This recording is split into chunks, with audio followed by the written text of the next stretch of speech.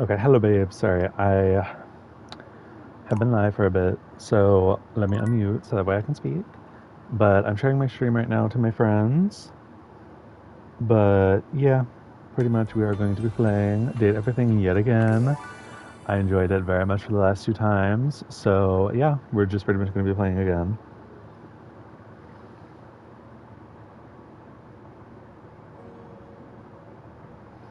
Look at me one sec.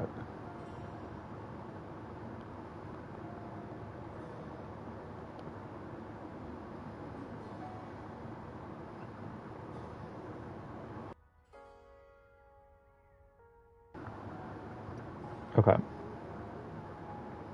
Oh, wait, hold on. Why is it not public? Okay, there we go. Now we should be public. I don't know why it wasn't public for some reason. Okay, there we go. Now we're public. Okay, cool. Let's get started. Genuinely excited. But let me see. Hold up. Because I want to see, did Freddy's things save at all yet? Or are they still broken? Sigh. I definitely need to reach out to the company, probably. Kind of upsets me. Oh, the vent. Let's reach the vent again. Here you are. Oh, yes I am. You keep coming back. I can't. It is something of a surprise to me. I've wanted you for so long. Even just to speak to you, and now I have it. Oh my. Somehow it feels wrong. Like I'm going to lose it. Surely, if you're lucky enough to get the thing you've always wanted, you cannot be lucky enough to keep it. Girl, what? Does that not make sense for me? Grates and ductwork? Shadows. I can speak to you only from the darkness. I am always alone.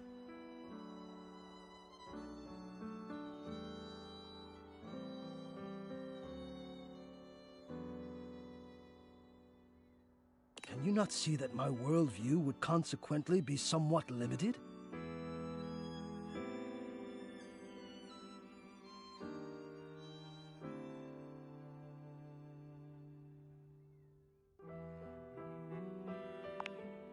There is nowhere else.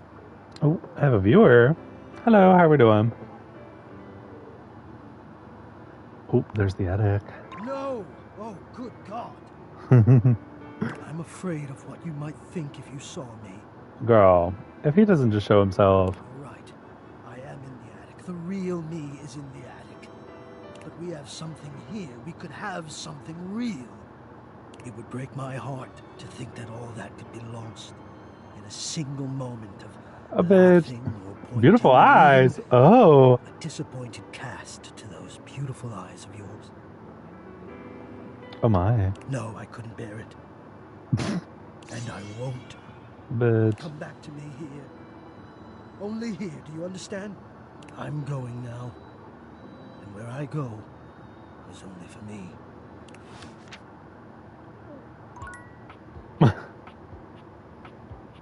oh, brother.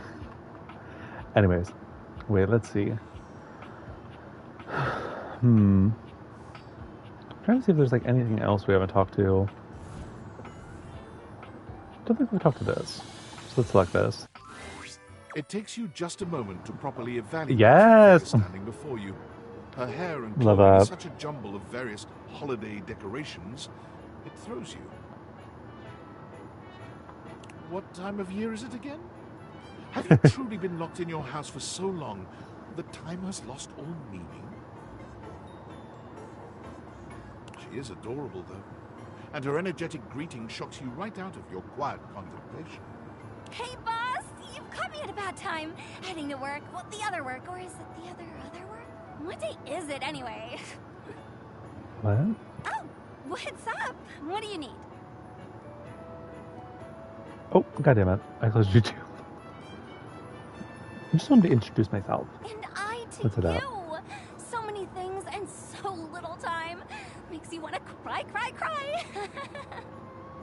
Oh. That was bad. Okay. I'm Holly, by the way. That's funny.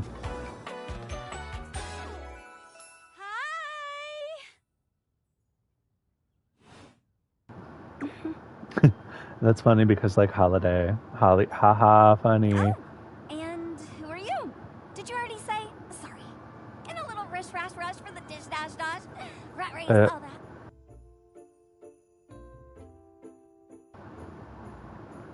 I own the house. Oh, the boss of my boss. Your big boss. I've heard about you. From who? From everyone. I'm social butter, so they say. Girl, social butter. I don't. Butter, but social? Yeah, I don't really get it either, truth be told, but it seems like a compliment when they say it. Anywho, I'm so sorry, but I'm already running late. Love to chat more, though. I'm working a double, then opening, closing tomorrow, but swing by first thing in the morning? That's when I'm usually able to sleep. That work? Sure. Great. Okay, bye! LOL. Okay. Let me see. Oh, wait. I don't think we talked to a pillow. Let's see. Betty reclines Oh, it's just her. luxuriously on the Okay. bed when you first see her. Thinking about how your bed can be lying on the bed makes your brain start to short circuit, but some way or another, it's happening.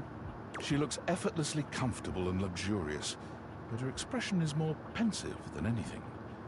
She smiles when she sees you, sitting up and patting the blanket next to her. I was just thinking about you. Were your ears ringing? Get off my mind. That's crazy. Let's see. We are going to say the first one.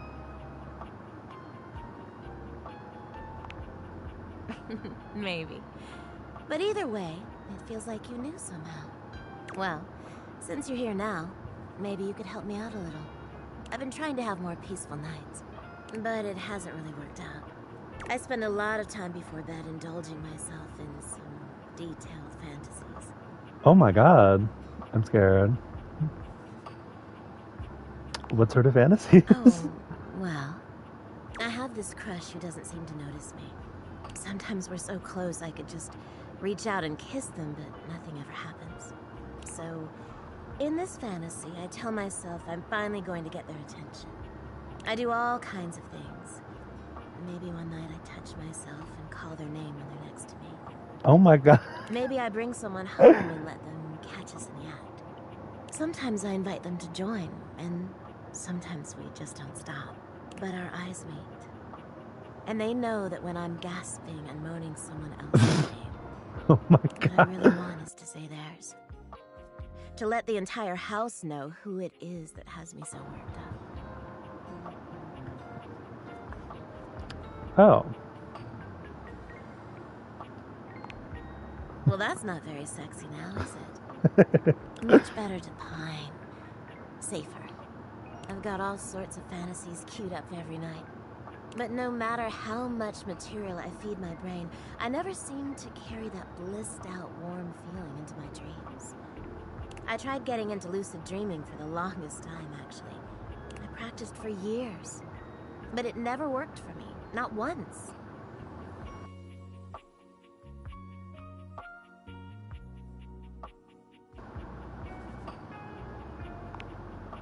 It is, isn't it? But I guess it isn't necessarily a fix for my problem. Just would have been nice to have that in my pocket for when my dreams turn dark. Well, my lucid dreaming attempts are long behind me now. I do wish I could get a little peace at night, that's all.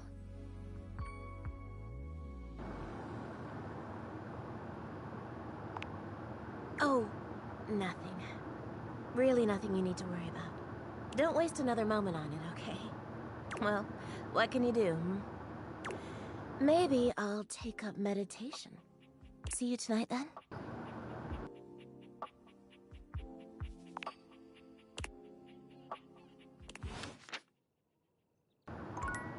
Girl, why'd you look upset?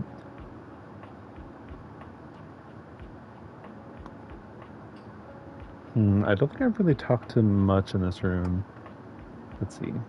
Are these one? Okay. Let's talk to the weights. One moment you're looking at your What the old hell? sports equipment, and the next you're looking at a gorgeous, muscled man dressed in various pieces of sports equipment that once belonged to a far more optimistic version of yourself. As you watch this guy go through an entire squat routine, it's more than clear that, unlike you, this guy has never struggled to maintain an athletic routine. Mid-squat, he stops suddenly, bending down to peer at you through his legs. A handsome, smiling face, boxed in by thighs so thick and developed, you're rendered speechless for a few minutes. Oh. Oh, hey! He sets his weights down, standing up and beaming at you like you've just told him he's won the lottery. It's about time you made your way over here. I was starting to think you forgot about me.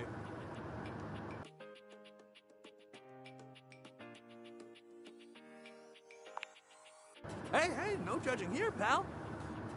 Look, why don't we just start over? The lights dim, and a spotlight appears from... Not the spotlight. Not quite sure where, really. Ladies and gentlemen, now entering the stadium, the king of the ring, the Duke of Dunk, the jack of all trades, master of fun, Mr. Duncan Dunk Shuttlecock! Oh, hell yeah! Dunk shuttlecock. Okay, that's funny. Hey, thank you. He goes through a few poses that really make his abundant muscles pop, looking at you with the grin of a confident athlete.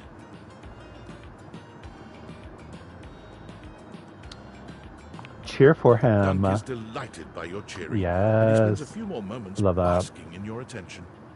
Oh man, it's been a while since I actually had an audience. Feels good. Don't worry about remembering all those names. That's just stuff that makes me sound cool when I hit the court, or the field, or wherever I'm playing. Dunk is just fine for pals.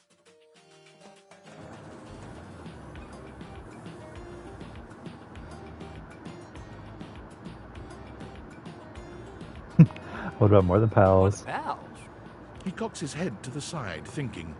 You can almost see the gears turning. So like, best friends?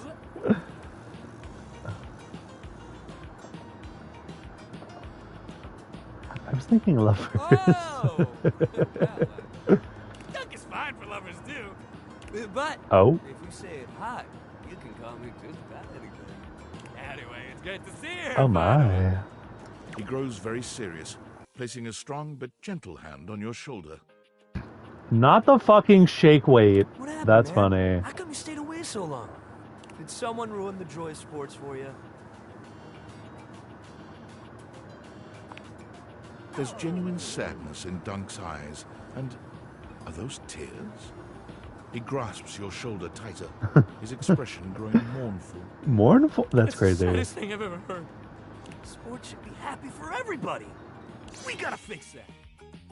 Dunk gives your shoulder one final little squeeze, and then he's slapping you on the back so enthusiastically you nearly collapse. This fine hunk clearly does not know his own strength. Well, hey, no matter what happened before, you're here now. Your inner athlete said, let's get it, baby! And who are we to say no to your inner athlete? Me. I'm going to say it now. I don't have an inner athlete. What? Of course you do. We all do. Yours might be like sleepy right now, but that's okay. We'll wake him up. We just gotta get you into the flow. But I want to make sure you're ready for it. After all, working out without a proper warm-up is a great way to get a nasty injury. So you come back here when you're ready to get into it. Meet me by the weight rack, all right? Bring your positive attitude. We're gonna have fun! LOL. Hold up, we have not talked to a window yet. Let's see. The figure who stands Oh. before you has the casual, confident air of someone who knows just what she's about. Her short hair glows with the colors of sunrise, and her blue eyes drink you in without a trace of shame or embarrassment. She evaluates you with a hand on one hip, her draped clothing subtly highlighting curves you'd never have expected from your rigid, structured window. Well, hi there. I'm Gwendolyn.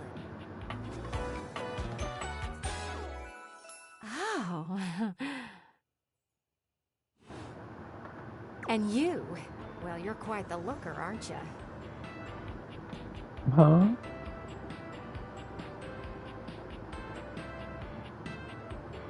I don't really know what I look like. What's the matter, hun? I can't possibly be the first one to tell you that. You're the one looking out at me all the time. Look, I don't mean to be so forward, but I found I'm happiest when I'm transparent about what I want and what I'm looking for. LOL. And unlike most everyone here, I've been ogled by humans for centuries. I have had enough attention on me, thank you very much.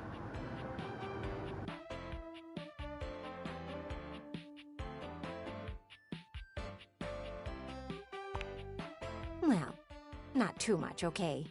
I'd still like to know I'm providing some kind of comfort.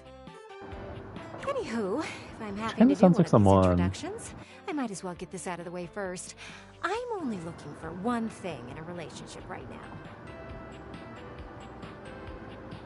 Friendship? You know it. Thank God. That said, I can't say I'm looking for anything too serious right now.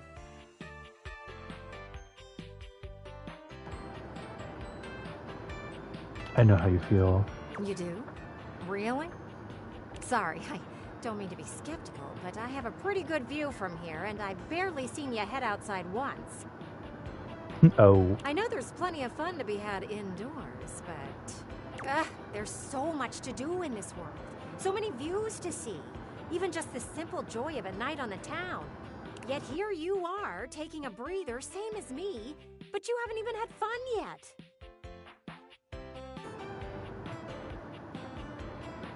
What are you I suggesting? just want to see you live a little, that's all. Nah, let's Stop not watching live. life pass you by. Enjoy yourself. Kiss someone. Kiss many someones. And then maybe, in between your adventures, you can come tell me about all the fun you're having.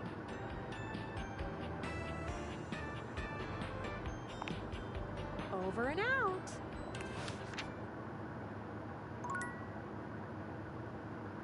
Hello, Ale. Okay, I think... What the fuck? What the hell was that? What the... What the fuck?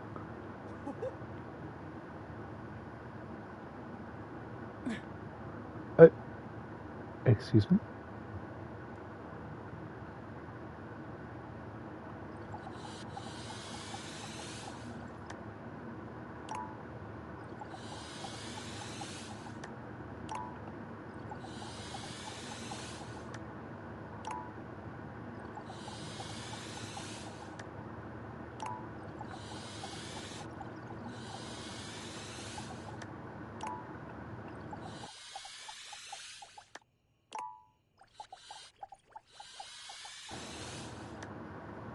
Okay.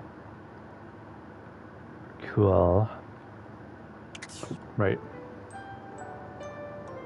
Okay. Time to sleep. Okay. Brand new day.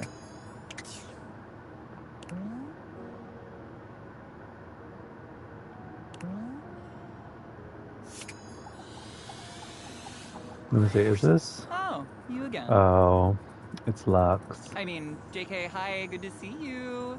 Guess I will stop my live stream and, talk to you now? How rude.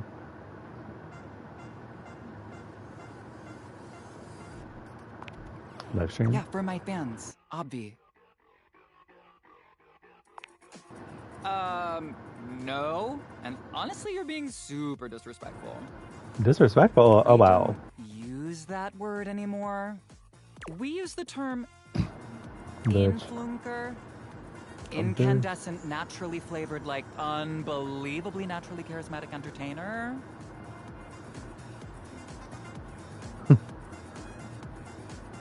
I see. That's a mouthful. Yeah, that is why we say influnker. It's like literally so much easier.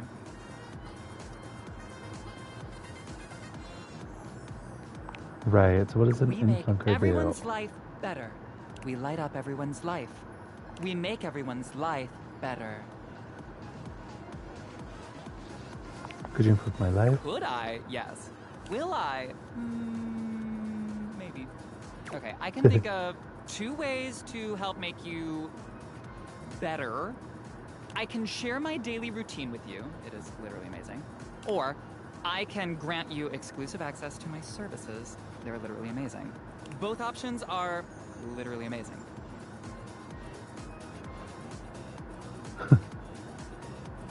Tell me about your services. Okay, congratulations! I will be charging you for the triple premium platinum package. It includes a $3 spa coupon, 6 copies of my ebook, 6 a free yoga copies? cushion rental when you come to our Bali retreats, and access to the virtual Living Light Lounge, where you can literally collab with other influencers whenever you want. Girl.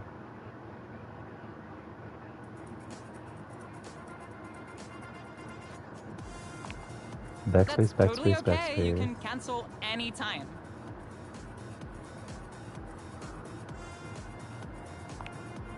Sorry, I should have been more clear. You can cancel anytime after the first 3 years. This is illegal. Oh, okay, call the cops. Or write a strongly worded email to Instagram. I am sure they will respond right away. XOXO, bye. LOL.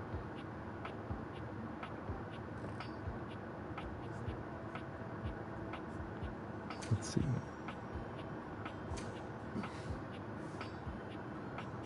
Oh my. You know what, wait, I don't think I've talked to her. Normally you try to avoid dealing with your water heater. You're no plumber after all. But as you look at the beauty standing where your water heater usually is, you wonder for a moment if that's about to change. Beyond the rigid metal of the heater lie dangerous curves. Brown skin swathed in orange and blue and silver. Her soft, pretty facial features are adorned by colorful makeup that looks like it wouldn't be out of place in a fashion magazine. Love that. She doesn't seem to notice you at first, but when she does, she lets out a sharp scream. Ah!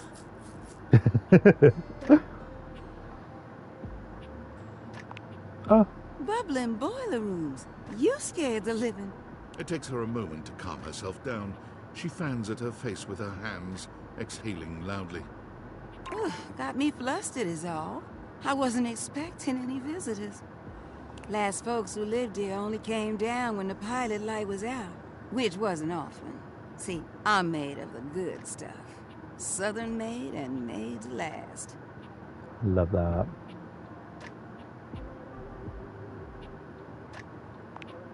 You look Your like you're eyes don't quality. lie Oh. to you. I'll tell you that much. Here I am just talking and you don't even know my name. I'm Winifred. Nice to meet you. Love that. How you doing, sweetheart?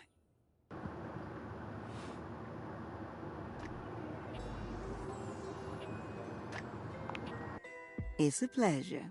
I'm not sure how much more talking I can do right now. I got work to take care of. Did you just ask your water heater what she does? LOL. It's okay, sweetness. I'm just having some fun. But I do need to get back to work. Washford's about to kick on and Daisuke needs a bit of a push. I need some time with River to make sure she's ready to go. I'll hold you to that, okay? See you around. Love that. Okay, let me go to the kitchen. Let me see. Where are...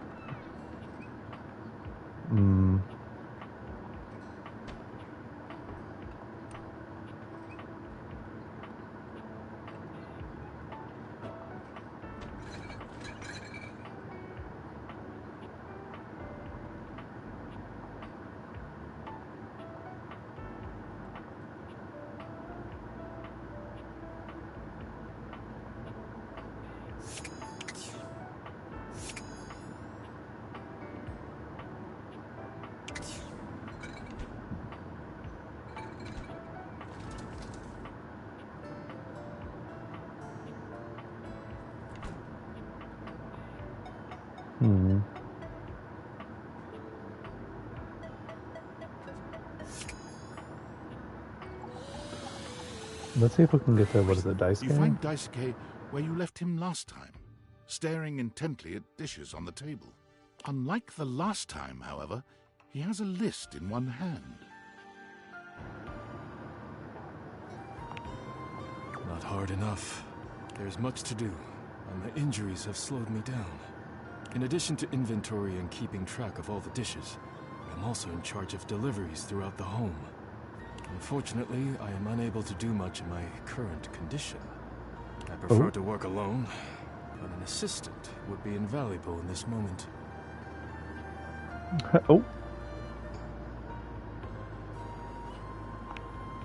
You wish to right this wrong? Good. Oh. I have preparations I must first finish. Return to me again, and I will give you instructions on delivery. In the meantime, perhaps you can help me wash these dishes. Dishy? I trust no one but myself with such precious items. Unfortunately, I must trust you with them for now. Do not disappoint me. Sure thing. Please begin then. You pick up the dishes and begin to wash. As you work, you feel Daisuke's eyes boring holes into you. It makes you feel... Flustered. Your hands are shaking. Take care lest you drop one. Daisuke places a hand on Oh. yours, perhaps to steady you. But it has the opposite effect. There's strength and grace in equal measure in his touch, and it makes you wonder how he might touch you under different circumstances. Oh my god. Nope. You manage to finish washing the dishes without further incident. Well done. This may not be the disaster I assumed. When next we meet, you will assist me with deliveries. Be prepared. Okay.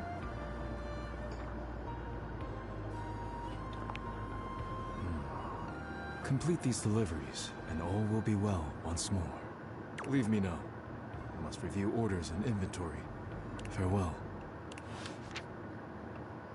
You know what, let's talk to the toaster. You hear her before you see her. A charming musician with literal coils of curly hair that swing cutely as she paces back and forth in your kitchen. She's clearly absorbed in something. She appears to be talking to herself. Ay, mira. Look at all these crumbs. I'm gonna be writing some great music soon. I can tell. I'm at my most creative when I'm a little messy. Girl, her earrings are fucking Pop-Tarts. The musician starts with a cute little yelp, placing her hand on her chest. Ay, you can't sneak up on me like that. You never know what's gonna pop out of these slots. You gotta be careful. I'm not even gonna get started on you as a writing partner.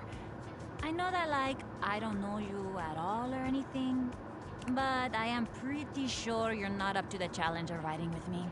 I have, like, really high standards. She picks up her guitar, striking a glamorous pose. I'm Miranda Dulce Tostadora, lead singer and guitarist of Miranda y las Migas.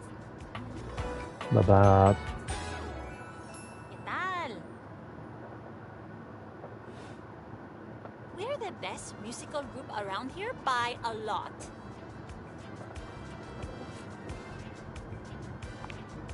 All kinds. Pop, Gregorian chanting, barbershop, whatever we feel like. If that dial is on 7, then siete we go. Love that. Okay, I took a lot of hit from the Migas too when I suggested this, but that cheese is so relaxing. For real, if I can't sleep, too hot and bothered, put on a little chanting, let my eyes just drift around the paint on the ceiling, and vamos. I'm unconscious in like 2 minutes. Just had a thought. Maybe I'll sing for you sometime. And you would be lucky too. I'm really good. Just stay on my good side. ¿Me entiendes? Oh, and obviously, if you like neat toast, I'm here. Okay, busy, sexy little tostadora with a gig coming up. Time to make the toast. Hasta luego. Love that. So let's talk to the books. Oh, Good. right, lyric. You're here. I'm excited. I'm expressive. Everyone's ready to go to the zoo. Zoo. Don't worry about it. I've been thinking, and here I believe is the best way to organize our efforts. Creativity is for naught without some solid logistics. I know how I'd like to start my book. I've got this fantastic detective character named Wen that I've been working on for a while, and he's going to be our hero. What I need from you, though, is help with creating an outline. If you will, Okay. help me to create a framework. Then, once we have that, I will take it and go into my secret writer's cubby and create the entirety of the book, which I can absolutely do in a night. Believe you me, it will be perfection. But the outline, that's the hard part for me. Will you help? Does that sound doable?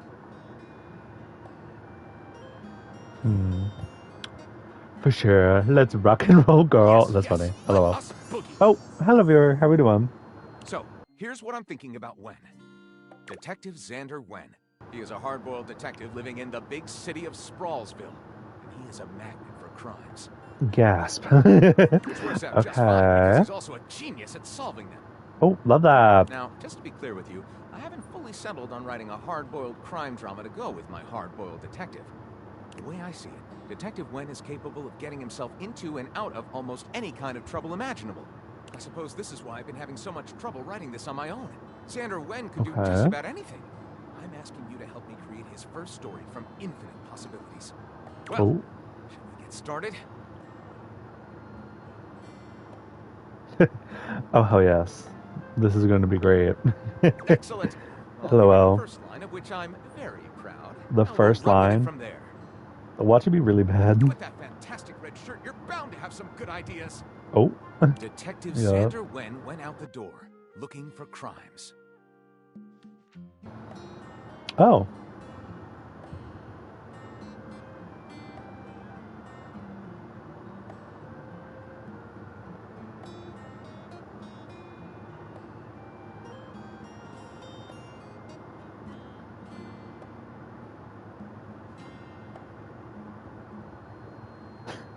What a shirtless ranch hand named Hunky McCoy. That's funny.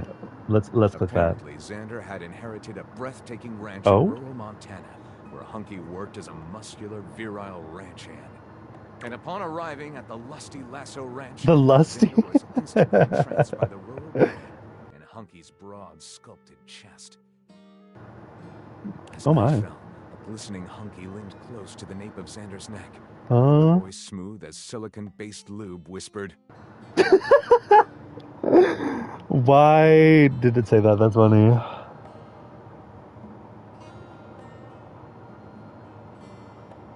I want to ride my prize bull, bighorn. the little word Xander had been aching to hear. Huh? Breathing deep, he nervously bit his lip and nodded in anticipation. Gently, Hunky lay him down in a stack of dry hay, tenderly licking his throbbing elbow, when suddenly they were interrupted by... What am I hearing?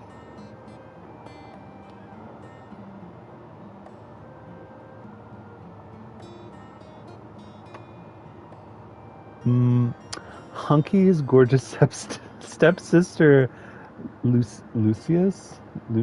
I cannot say that.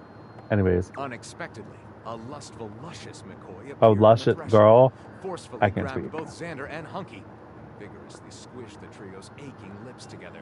What? Oh, jeez. But you're my stepsister and definitely not blood-related. Hunky considered saying, but her tongue was already thrust too deep down his throat.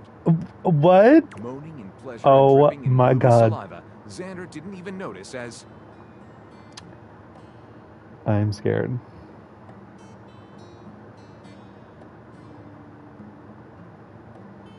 A gunshot suddenly rang out. A shrieking gunshot pierced the silence, and a gasping Hunky McCoy collapsed, dead. Shocked, a panicked Xander swiveled around to find Luscious. Blood splattered across her face, and the revolver still clenched in her trembling hands. You don't understand. Luscious whispered breathlessly. My stepbrother had to die. If I hadn't stopped him, he was planning to...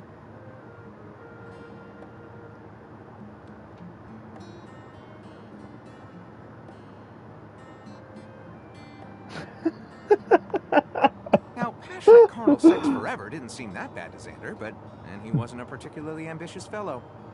Either way, it was a moot point and a satisfying conclusion to Xander and Hunky's sexcellent adventure. Lyric looks at the story outline you've written and pronounces his true feelings. Looking at this, I think It sucks. this is gonna maybe get us in trouble.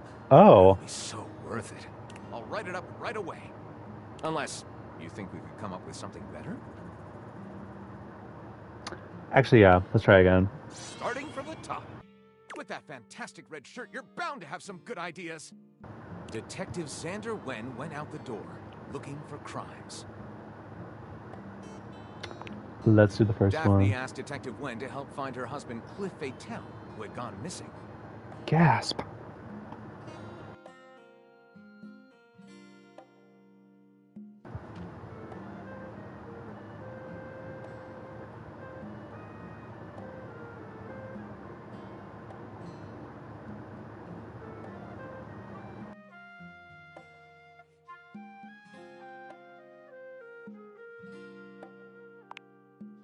Detective Xander Wen starts his case by doing what other detectives do.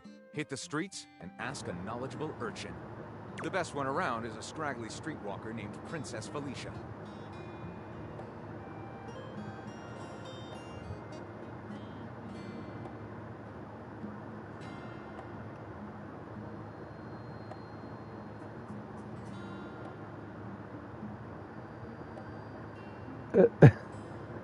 Let's do this one. Detective Xander and Princess Felicia sneak up to the mayor's manor, where they find Cliff tied up and gagged.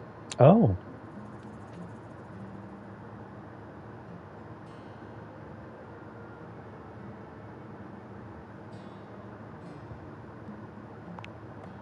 He and Princess Felicia find clue after clue in the dungeon where Cliff is located. The mayor is siphoning his blood to clone voters in the next election. What?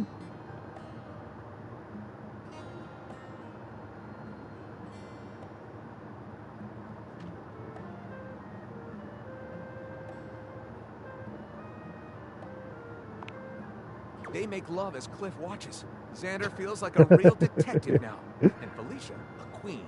Let's call this bestowing the title. Lyric looks at the story outline you've written and pronounces his true feelings. Looking at this, I think this one seems to be right garbage. I'll write it up right away. Unless you think we could come up with something better? Starting from the top. With that Okay, let's just copy what we did. Detective Let's see. Xander Wen went out the door, looking for. Apparently, Xander had an. And upon arriving at the as night fell, a glistening Hunky linked close to the nape of Xander's neck. It was the 8 little words Xander. Gently, Hunky lay him down in a stack of dry hay, tenderly licking his throbbing elbow.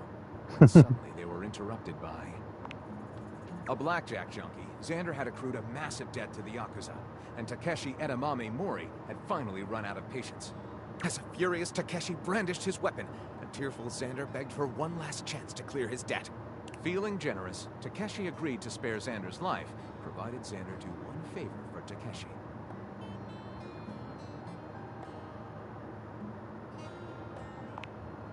Apparently Hunky, also a blackjack addict, also owed a massive debt to the Yakuza he could never repay.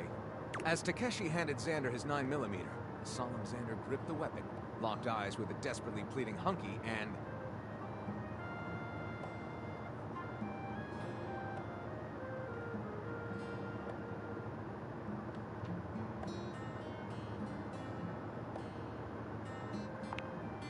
it was the twist ending no one saw coming, which was counterintuitive considering how heavily coming was involved. Thus ended coitus amongst the cherry blossoms. Lyric looks at the story outline. This is going to also be bad. Pronounces his true feelings. Looking at this, I think this one is nice and suspenseful. Oh. I'll write it up right away. Unless We'll go you along think with we it. can come up with something better. See you soon, partner. Love that. Okay, and then I think, yep, we're out of energy, so we gotta go to sleep.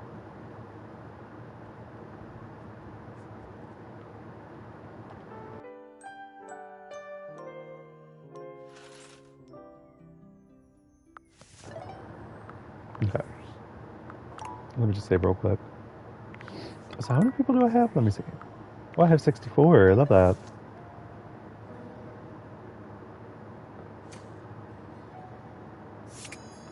I'm gonna talk to the toolbox. The handsome construction worker currently What the invading fuck? your space makes you feel as though you've accidentally wandered into an active building site. He holds up his hands to stop you from going any further, glaring at you as he looks you up and down. Whoa! Where do you think you're going? Bitch. Closet. I can't let you in here without the proper PPE. Yeah. Not his name being fucking Tony. Tony puts his fingers to his mouth and whistles. Hey, get him out of here. Your hard hat, your boots, your high-vis vest. Come on, this is a job site. Don't even get me started. Not when Johnny Wannabe next door has got a whole garage to himself. I mean, I'm talking wall-to-wall pegboard, 6 kinds of saws. Oh, and he's got this 12-inch auger. Man, those things can be. Yeah, well, what can I say? It's professional jealousy. Look, all I'm saying is I want a little more space, too. You know, for entertaining. Uh-huh. I'm a popular tool. It's always, hi, Tony this, thanks, Tony that, or Tone, my ass is leaking. Huh? Jean-Loup. Incontinence. You didn't hear it from me, though. HIPAA. Anyways, objects need somewhere bigger than this to come see me for what ails them. And, sometimes old Tone might also want to have special company over. You know what I'm talking about, huh? Tony nods, Oh, grinning oh. smugly at you. Damn, I don't have the option. You know what I'm talking about.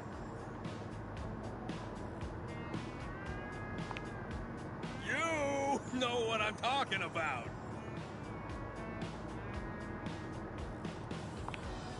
So you telling me you don't get out there romantically?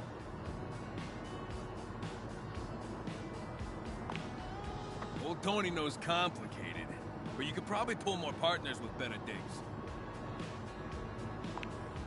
Well, doesn't exactly scream Randy Andy, does it? A romantic prospect wants to know that you know your way around the toolbox, that you're good with your hands. A fixer. Oh. And this place, doesn't exactly show. Know what I mean? No bells, no whistles, nothing. A drawbridge. Bitch. Think The olden about times. Your lover pulls up for a date, and the drawbridge lowers to let him in. Pretty freaking impressive, huh?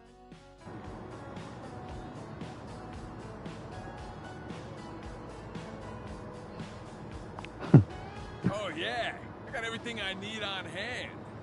A flat-looking screwdriver, the pointy star-shaped one, a hammer, and that spearmint gum you've had in here since April.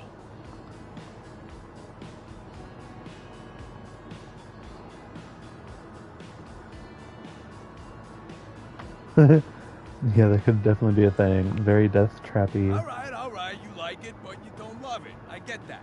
How about this? Indoor slide. We get rid of the stairs, replace them with a slide. Great to travel from upstairs to downstairs.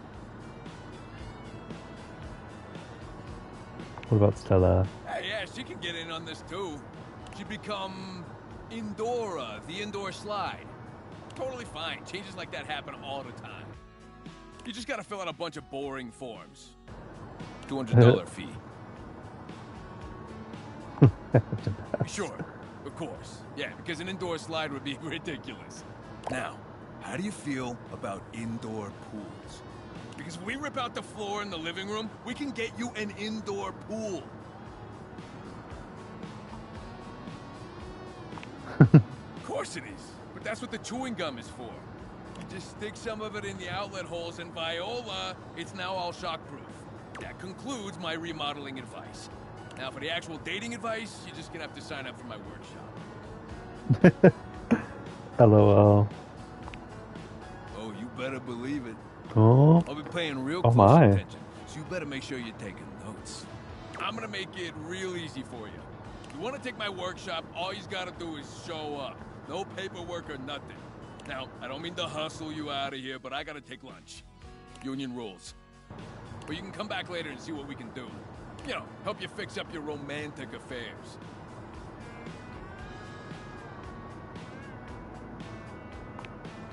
I'll see you around. LOL. Okay. Let's see. Oh. Oh. Okay. Hmm. Is there anything back here? Or is it just literally the... Okay.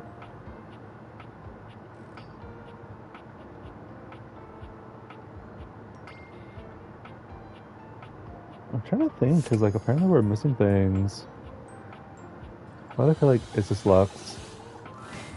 Lucinda stands there in your way once again, although she appears to have lost her usual bravado. Baby, I need to know who I Huh? am. What?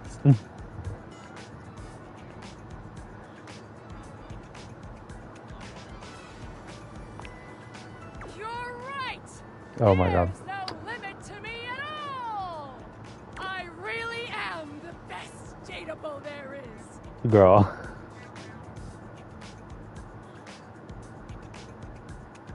You're limitless. Thank you! You have supported me for a while now. And even a goddess like myself needs to let her subjects know where they stand. And you get an award of your own. Choose one and be limitless with me.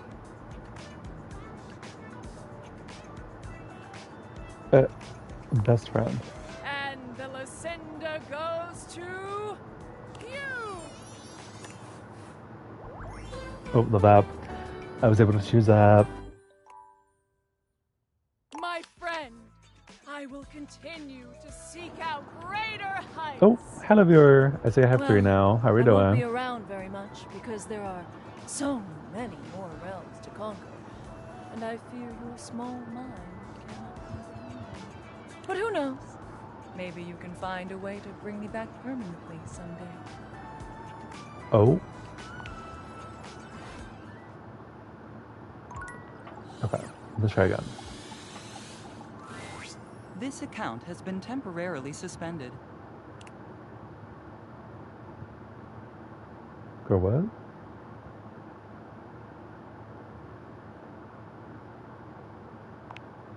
I'm sorry, but we cannot answer that question. Thank you for using our platform. Please consider buying a premium subscription. Goodbye. A bitch.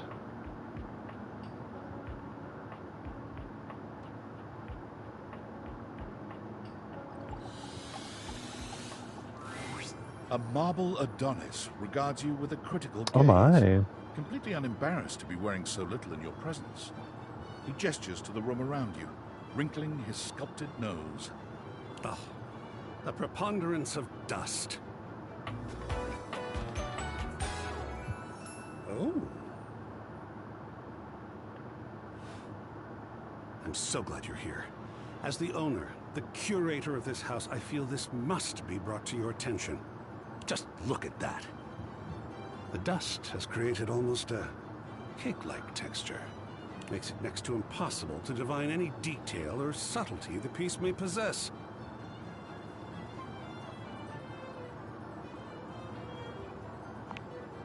Oh, well, it's not as bad as all that. Perhaps it indicates a gentle lack of attentiveness, but that can be remedied. It's not like it's a red wine stain or sun bleaching, or, and may we be preserved from such, a child with a new box of markers. Dust is entry level. But even so, we must remain vigilant. Conservation has certainly entered a lowered state of late. but there is always hope. I am forever an optimist. And a pessimist, actually. Oh, and a nihilist.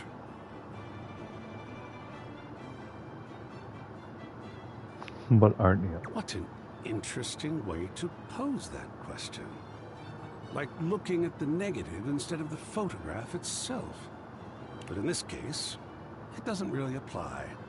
I could say I am not nothing, but I am also nothing. I am art.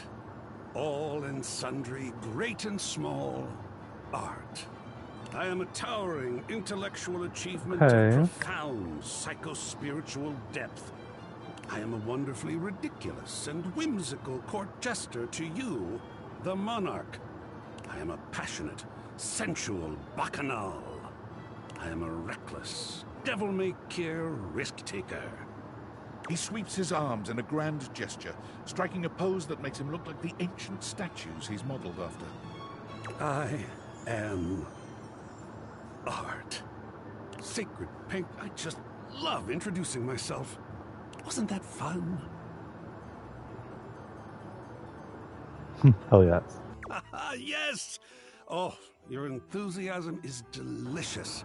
Love that. I swear if I could eat enthusiasm, Huh? I would. I think it would taste like rock candy. Rock Perhaps candy you'd sounds be good. enthused about one more thing. It's my next big project. I have fully invested myself in the project of turning this house into a gallery. It is by no means required, but for several reasons, I would love your input and assistance. Would you care to join me? I've never had a co-curator before.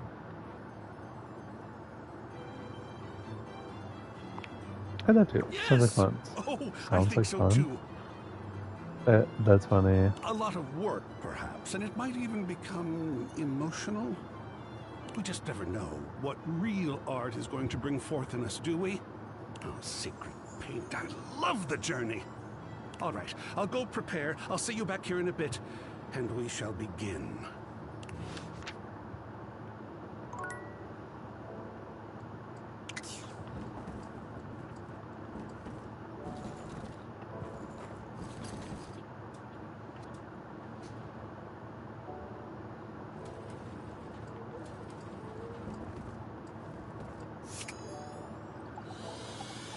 Let's talk to the board games.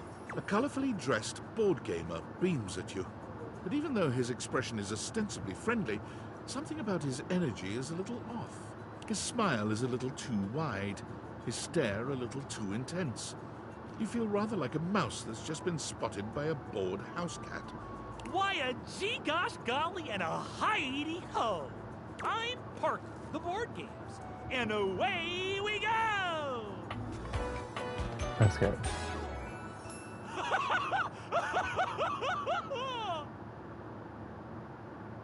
You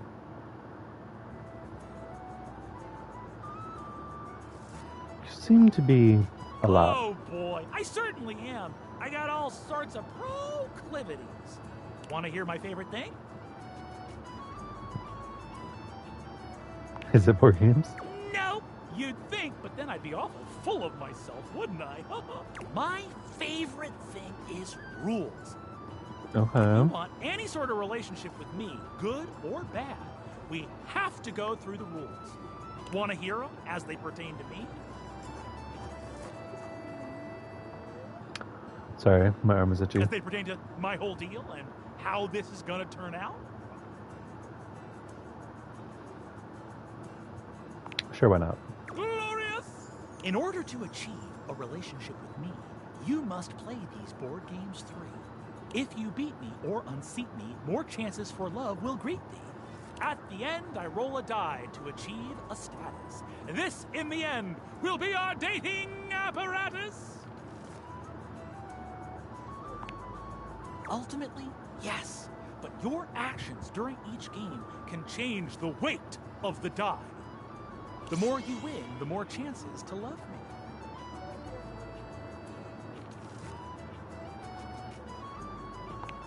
Interesting. I'm falling in love with you. Oh. Just kidding. Only the final roll will tell me how I feel about you. Meet me here next time for our first game, Sandyland!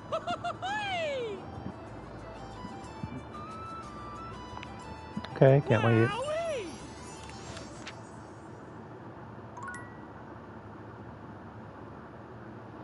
It's that flame again. When you bought this house, Oh. you heard rumors the place was haunted, but you never paid it any mind. Oh my But there's god. no question that the spirit floating before you is a ghost. She looks like she came straight from the 80s. Her clothes as dated as her skin is translucent. Her eyes lock onto yours. LOL, I didn't know what that was. Oh my god, oh my god, oh my god.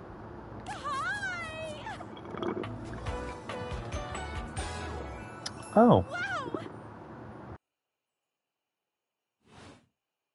Boost! Oh, my content Oh, just gave me a scare. let me guess, she was murdered. Zoe is a sweetie, but you should know that her story might contain some descriptions of violent acts. Oh, so she was You murdered, go yeah. with that, or you want to skip it?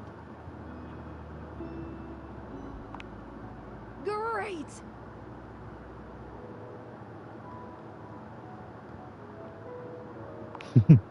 No, Zoe actually can't hear me since you're not actually wearing the day theaters right now. Ooh, pretty wild stuff. Bye! Hi.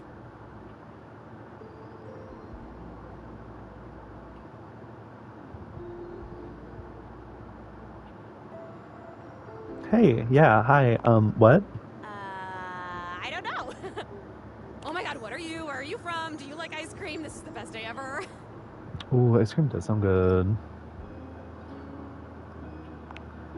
It is! Unless it's night. It's hard to tell in the attic sometimes. I've just been up here all by myself for God. I don't even know how long. You'd be amazed at how bad my sense of time is. Like, it's actually kind of crazy. I can't even tell the difference between a minute and a month. But I have just been here, you know? And I am so bored. And I'd just give anything for someone to talk to. And I was just thinking about that. Like, I think a lot. Like, I'm such an intellectual. And then here you are. Like, there you were. You might eventually be over there. And that's nuts.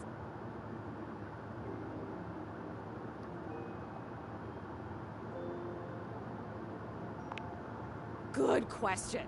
Let me explain some stuff. Life, as you might know it, is kind of a complicated proposition for me. I don't know if you can tell, I hide it pretty well. Oh my god, I rhymed. Ah, that's amazing. Honestly, it's amazing to even be able to speak because a lot of the time I can't make sounds, which is weird. What? And a lot of the time, like most of the time, I think I'm invisible because nobody can see me. And that's super weird because I'm totally real. You know, I mean, I think I am. So why wouldn't I be? Because if I can think, I must have a brain or a consciousness somewhere. Right? Yes. Sorry, I am just so excited. My name is Zoe. I know, it's like the coolest name ever. I actually picked it myself. My name when I was alive was something really dull, like Lucinda or like Elvis or something. I don't remember. But the moment I died, I picked the name Zoe. It was LOL. one of the ways I made myself feel better about being dead. So yeah, I'm a ghost. I'm totally dead, which is probably why you felt cold when you first saw me. Because you can see me, which is basically the coolest thing that's happened ever in the history of the world. Except, of course, for me dying, which was equally awesome because being a ghost is the best. And I've always wanted to meet a human. Well, I mean, I've met lots of humans before, but like in my ghost form. It feels different. Hey, listen, something's happening. I don't always have control over when I evaporate, and it kind of feels like I'm about to just like cease to be here right now. So, such a bummer. I want to talk to you. Just come back and see me again, okay? This is gonna be so cool. No pun intended. 'Cause I'm cold. LOL. Zoe That's is funny. already beginning to fade, her voice growing fainter. Oh, here I go. See you later. That's cool.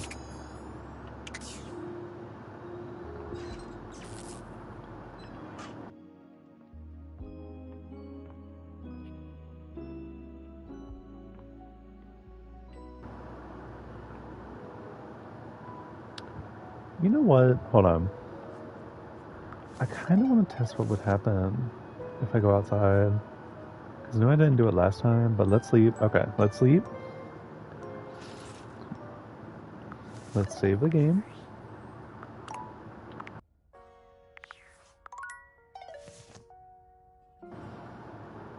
I just want to see what will happen, so let's go outside. Actually, make sure, because it said about a garage, so like, where the hell is the garage?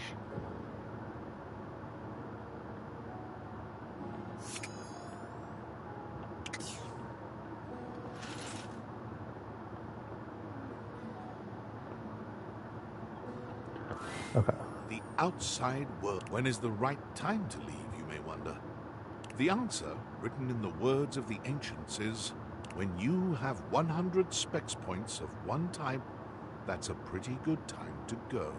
But the ancients also wondered, there can perhaps be more content after even that. Huh. Those ancients, always wondering, do you stay or leave? I want to see what happens. Without a second glance, you open the door and leave this tiny, tiny overworld.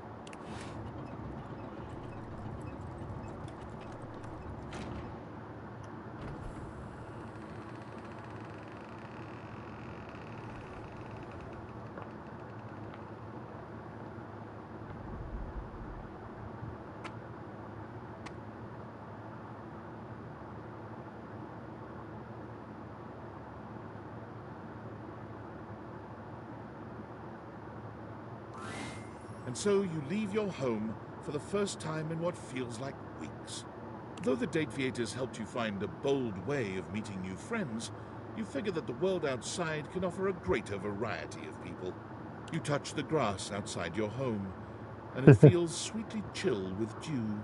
This feels like the best decision you could have made.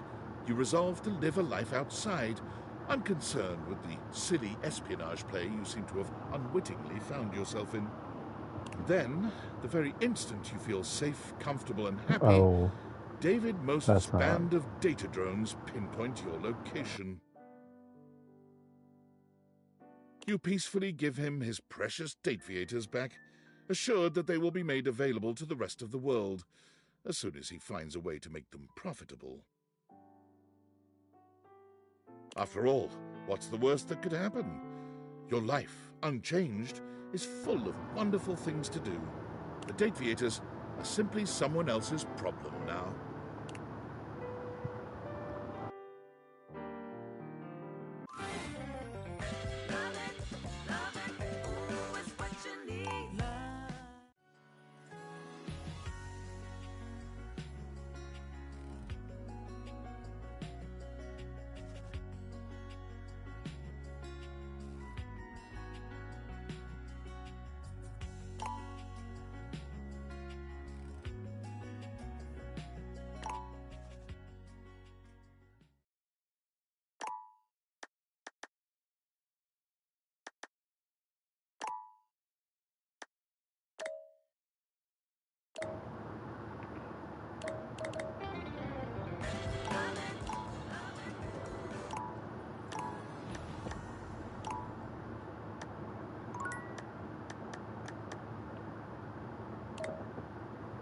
Oh my god, girl.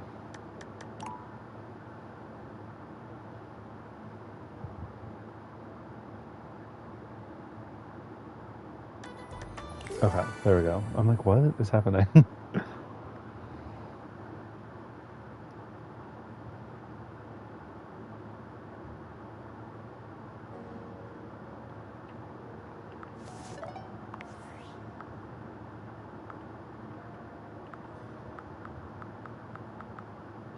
Okay.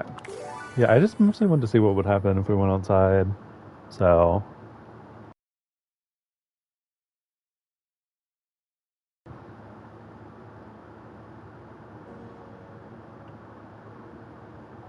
Okay, cool.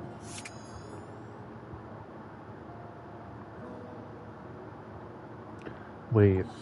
Did I ever talk to her? I don't think I did. A red-haired traveler lifts There we her go. goggles I never to talked to peek at her. you, revealing Oh, hello freckled viewer. cheeks How we and doing? stunning blue eyes. There's a friendly air about her, that makes you want to hear her stories. Now, why, my love, you look some lost. Where you longs to?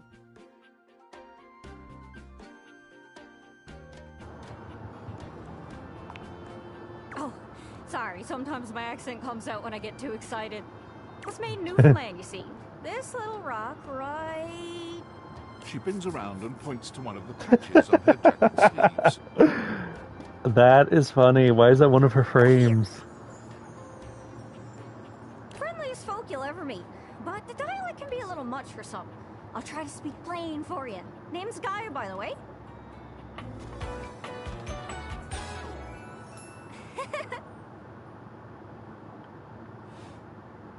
So, where are you from?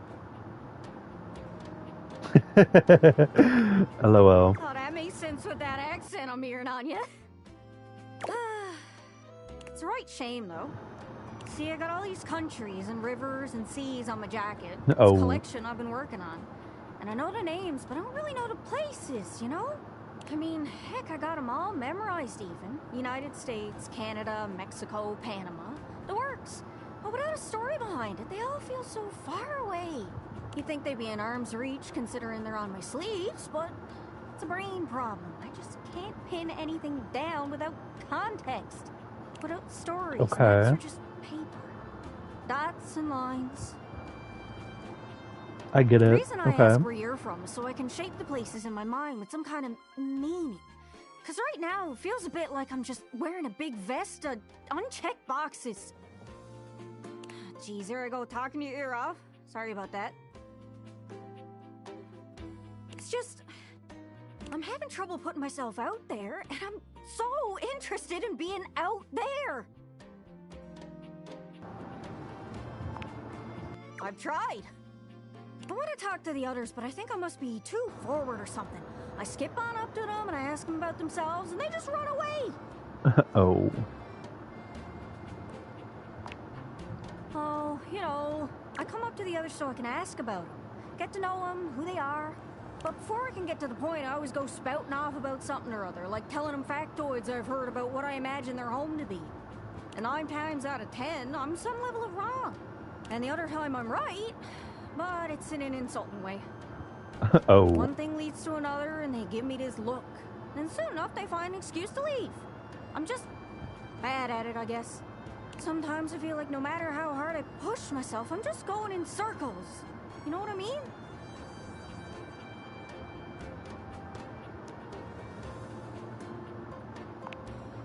It's hard, isn't it? I can see why you need practice for dating. It's just too easy to mess up. You say one wrong thing and poof, they're gone. It's so frustrating. Sorry, I think I might be Mercator projecting on your situation a little bit. Oh, whoa, I just had the best idea. You're running to the Four Winds, meeting with people and speaking to the others, yeah? I'm sure some of those folks come from other places, right? Travelers, you know what I'm Yes. saying? Why don't you ask them what they're about? Get to know them a little better, figures out they ticks, and come back, we'll have a yarn. Sound good? Love that. Speak plain, Gaia, speak plain. Okay, so, you're speaking with objects all over the house. You know how some of us have little labels that say things like made in China or Heto in Argentina on the bottom? Well, that means those objects are travelers. They come from away. Oh my god. They're Girl. from somewhere else. Somewhere on my jacket. Our character is stupid as fuck. Those are the objects I need to talk to. Those are the ones who can fill out my checklist. This map is uncharted. But if you can bring me back stories from those travelers, then I'd be able to write little notes down here and there, and pretty soon I'll be a bona fide travel guide. It's everything I've ever Love wanted. that. And you'll get a chance to practice talking more. Are you shy? I can help. People tell me that I never shut up. I can help you learn to never shut up. Doesn't that sound great? Yes. Right? I'm sure it'll work out. You scratch my cartouche, I'll scratch yours. What do you say, partner? Exploration buddies? Really? Oh, I appreciate it. Really saves me a lot of humming and hawing. You go out and find some objects from foreign lands. Oh, and let me know if you need any help. It's hard to explain, but I got a pretty good sense of these things. I can't give you an exact name or anything for who to talk to, but I can get you close. It's kind of like a geocache. I can give you an idea of their general location, LOL. but if you want to find those travelers, you'll need to hunt them down yourself. I've learned firsthand what others don't take too well if you run up to them and scream, "Where are you from?" Yeah, like that. It was a disaster. Point is, you can't just ask objects about their origins out of the gate. You gotta awaken them first. Don't worry too much about the details. Once you're close with someone, you'll learn more about them automatically. So, what do you say? You want some hints on where to find travelers, or do you feel like searching on your own? Let's get some hints. All right. Hint. Hint, hint, hint.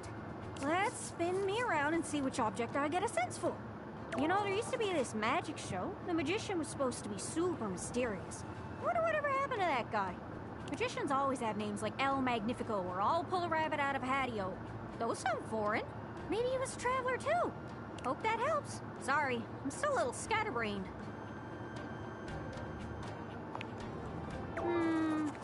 Well, most TV comes from the US, but I know you watch anime sometimes. That's from overseas. I don't suppose you got any merchandise, do you? Hope that helps. Sorry, I'm still a little scatterbrained.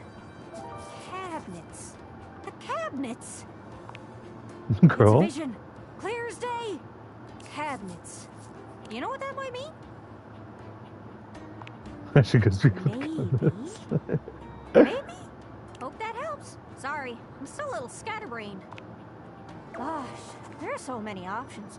Before I send him running all over the place, maybe you should grab a cup of coffee. That'll keep your brain active while you're... Hope that helps. Sorry, I'm still a little scatterbrained. You'd think anybody with an accent would be a traveler, but that's not true. Sometimes they're second or third generation and just picked it up from their parents. You don't want to make any kind of blanket statement about anyone. I learned that the hard way. Hope that helps. Sorry, Very I'm still a true. little scatterbrained. Good luck. Don't get lost. Yeah, let's not ask for too many leads. So it's kind of fresh. But you said cabinets. So let's speak to the cabinets. A handsome stranger with Oh. a model-esque beauty stands just a few feet away from you, posing with a hand in his hair, as though he were in the middle of shooting a perfume ad. The moment he lays eyes on you, he lights up, drinking you in with a warm smile. Oh? Warmer gaze. Oh my. Ciao, beautiful. What are you doing? Oh. Admiring you. Ah, but of course, I am admirable in so many ways. Never mind, I wish I didn't say that. Tell me specifically, per favore, and then I might do the same for you. Oh? Never mind, actually. It's a secret. So many of the best things are. Keep your secrets, amore. I look forward to gently teasing them out of you. Huh? Oh my god. But I rush. Patience. Patience for us both. Anyways. But first, I must introduce myself. The music of courtship has its cadence, after all. I am the one and only Fabrizio. Amore. So the cupboards are from Italy.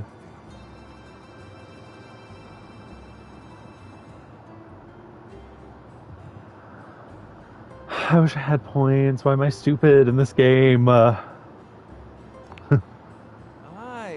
Degno di nota. What a beautiful effort you're making to speak the language of a new friend. Now that we are introduced, we must get to know each other, eh? Let us begin with a simple question. Un aperitivo. Do you, and so much is contained within your answer, have a favorite flower? Ah, tessero bellissimo. Of course you do. A vibrant heart must have a love of nature. Picture it. I will try to guess what it is. Either a rose. I see. Amore, what a rich and colorful mind you have. It is a pleasure to me to be inside your eyes, seeing all your nooks and your crannies. Huh?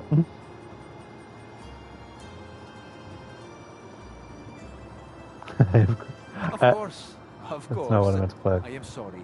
Sometimes I am, how do you say, overzealous.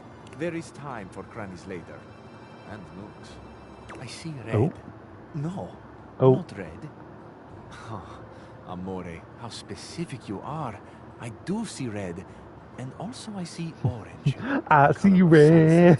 Metallica. Blue, the color of the ocean. Oh my at god, night. girl. These are not the The colors that I was sadness thinking at the of. bottom of your eyes. Oh. I see yellow and pink, the colors of the Ooh, wings pink. of the lefate, glimmering in the early morning light.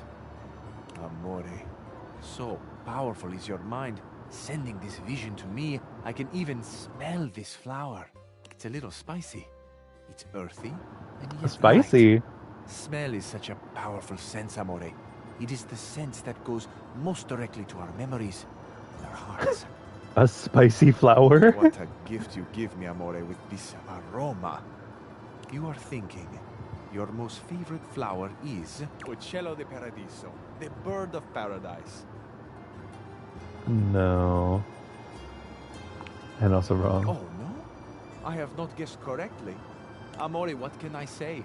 I am so sensitive and so open. I must have picked up something in the air around you, and it has led me astray. This can mean only that I have not brought my full attention to you, and I have not truly focused on you. Oh. For that, I offer my humblest apologies. You are deserving of all of me, Amore. Oh. I shall not fail again.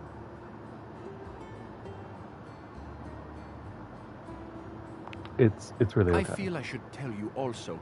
It may look as though I have something of a hard exterior.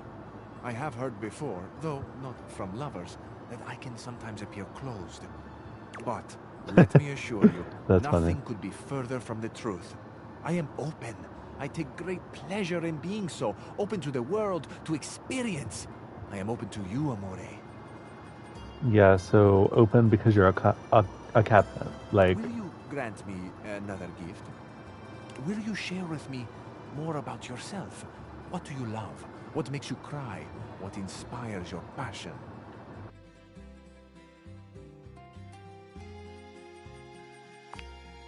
I love the big questions. I love the small questions. It is the finding out about each other, sharing your hearts that brings Okay. the spice and sweetness to life. Might I suggest that we savor these questions over dinner? oh? Then we have a date. Absolutely. Bellissimo. La buona fortuna smiles on me today. I'll be counting the minutes. I will await your pleasure, amore. Ciao to you for this moment, mia stella nuova. Where you go now, take with you the passion of Fabrizio. Okay. Love that. Also, is that like just nothing? Like, does this open?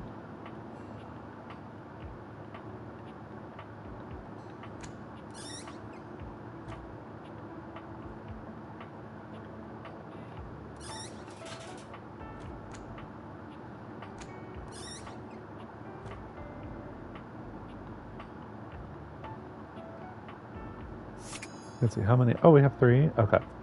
Let's go to the trash can. We haven't talked to the trash can yet.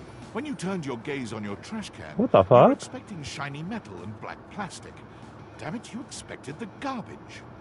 What you weren't expecting was the handsome face, sculpted jaw, and delicate peaks of skin artfully framed by actual garbage. This garbage lurker, for his part, seems far less impressed with you. Huh? What? Girl. Cam, bitch. Are you gonna speak, or? Things that aren't down, I guess.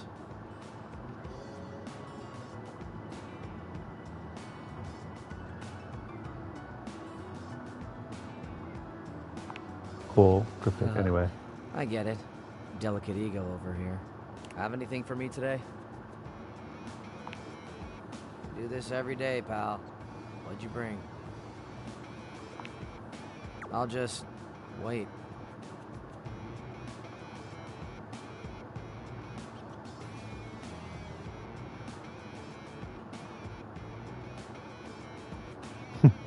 Clementine feel. Clementine, huh?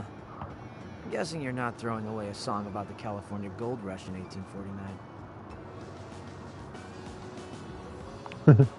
Okay. Bitch.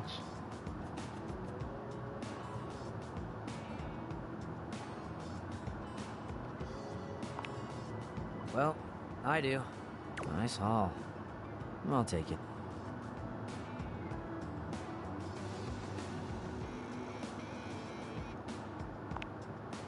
Always glad to help you, I guess. You hand your trash over to Cam, and he takes it from you, pocketing it without another word. And you're still here. Well, damn. Wasn't planning on it. Now you go. Go. Be free. Damn, Chuckles. Bye. Well, damn.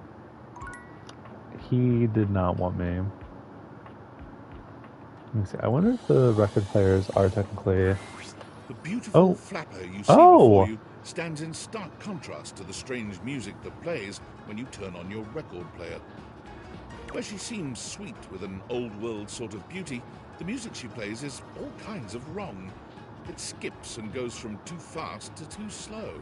She dances to it all the same, swinging her arms and legs in time to the herky-jerky rhythm of some ancient record. Well, don't just stand there like a wet blanket. You get a wiggle on. Let's see you dance. Oh.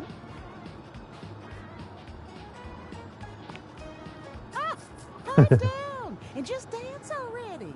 You give it your best shot, which seems to please her. Now you're on the trolley. I love that. Exactly what I said. You're getting it. Mercifully, she turns the music off. Well. It's about time you came to see me. My name's Rainy. How you doing? Love that. I've been waiting for you to come over and see me sometime. You've been all over this house, but you never come my way.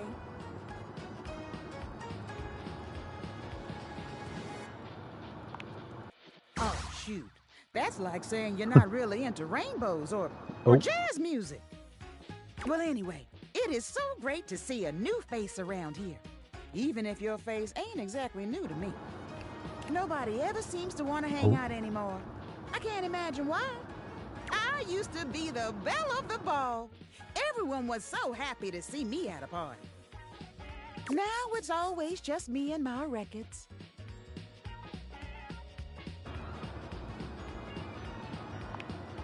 The wrong speed? You spifflicated or something? It's just fine. Well, whatever. I'm gonna keep the party going here. Feel free to stick around, if you can keep up. Otherwise, you can beat it. This beat's for expert hoofers only. Damn. Rainy's frenetic, high-pitched record is too much for most But hello, anyone viewer. to keep up How are you with. doing? You decide to check in with her another time.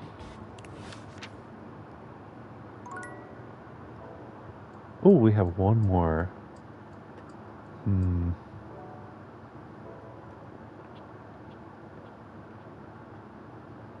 Actually, I don't ever think we talked to the shower. It's jarring to hear someone else's voice singing in your shower. After all, you haven't brought anybody home since you've been here. Oh my god, This that's isn't funny. some forgotten paramour from the night before. There's a singer in your bathroom, and he's using your showerhead as a microphone. While his singing may be less than professional, he certainly looks the part. His handsome face is framed by glistening ringlet curls, and his clothing has a sterile, hygienic vibe. A stark contrast to the smouldering, sensitive artist you see before you. Wet hot love. Wet hot love. Oh, hey! Oh, jeepers. Didn't hear you come in. I weren't expecting company, especially such a ravishing company. Come right on in, darling. Be sure to wear a shower cap or you're gonna Oh get my. yourself.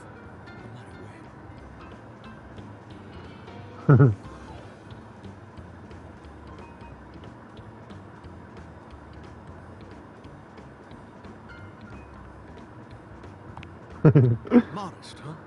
Well, there ain't nothing wrong with that. Modesty's what separates us from the animals. Well, with maybe the exception of the mighty possum. Possums being the most modest creature in the animal kingdom.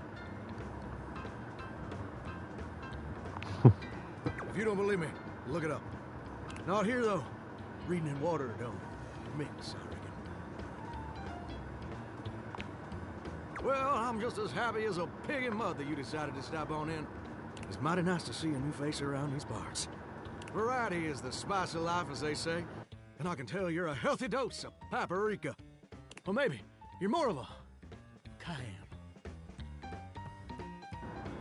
Ooh, cayenne. Love that. Maybe cinnamon. Sweet. Ooh, that's sweet. Like nectar straight from the honeysuckle. Why is he biting his lip? Unless you ingest a whole spoonful, of course. But you can't fool Johnny Splash. Not 3 times, anyway. Not again. No, sir. Well, I reckon we'll have to get to know each other better to really find out. Oh my. Well, you're mighty welcome. Name's Johnny Splash. Oop. Whoa. Girl, why is he wearing like I Crocs? just want to make absolutely sure. Whoever saunters over my way is treated with the most respect and hospitality a gentle shower like myself can offer.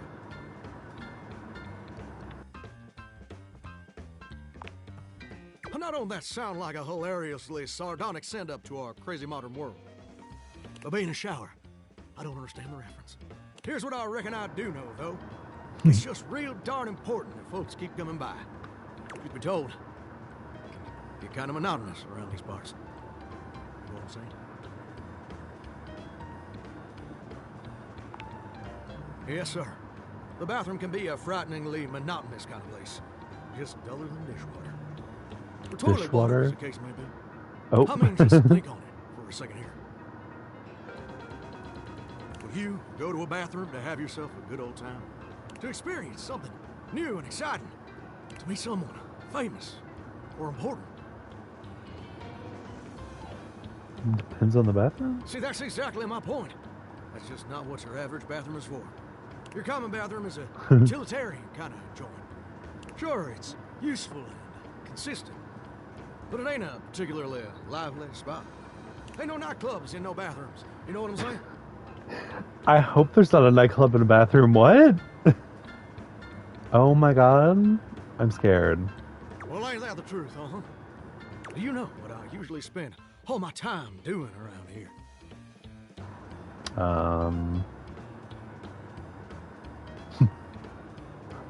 Flirting with attractive strangers. Heck, I wish. Truth is, darling, I spend 99% of my day sitting around doing absolutely nothing at all. Do you know how long it takes the average person to shower? 1 fortnight? Fortnite? I'm kidding.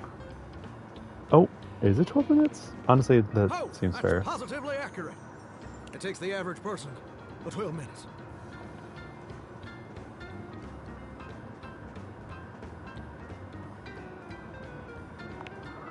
That's your shower. I ain't here to pass judgment, baby.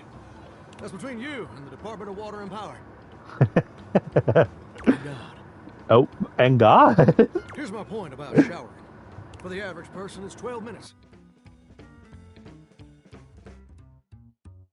I looked it up and everything. But he doesn't know about like technology? What? 12 minutes of a water spraying, shampoo foaming, washcloth scrubbing routine. And don't get me wrong, those 12 minutes ain't bad at all. Oh? But do you know how long a day is?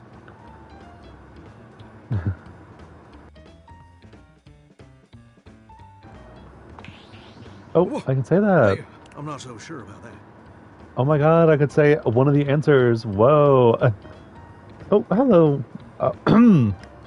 Sorry, I don't know if my voice cracked, but hello, 3 viewers. How are we doing? I'm sorry if my voice did crack. My fault. But hello, how are we doing? Hello, like, what? That's crazy. According to my studies, it's 1,440 minutes, which means my job is quite literally just 1% of my day.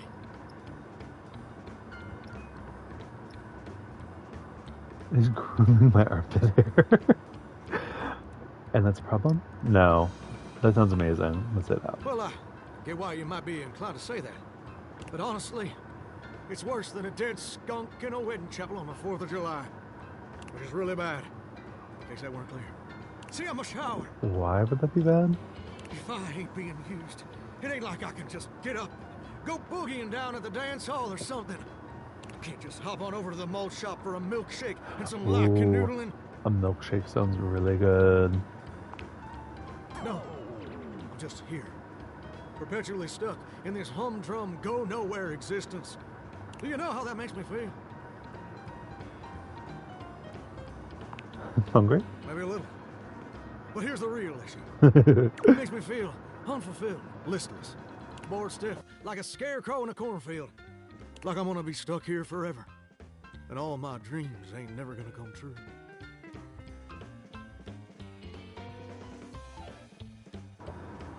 Let's see. Let's do the second I option. appreciate that. But do you ever feel like you were destined for something more?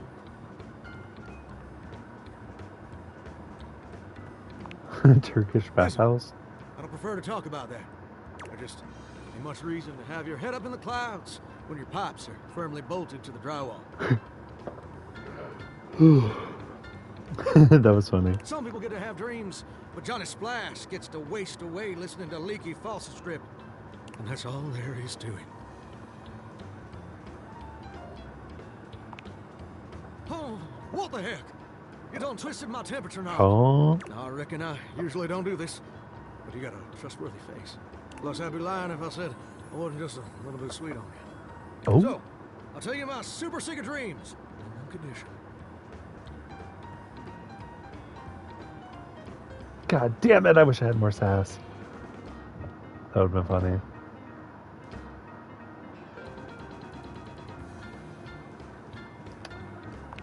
Let's see anything. Come back and visit me again tomorrow.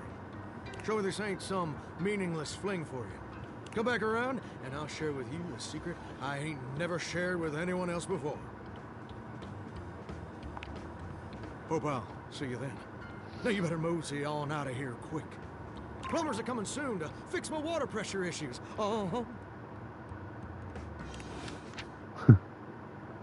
LOL. Got another vent.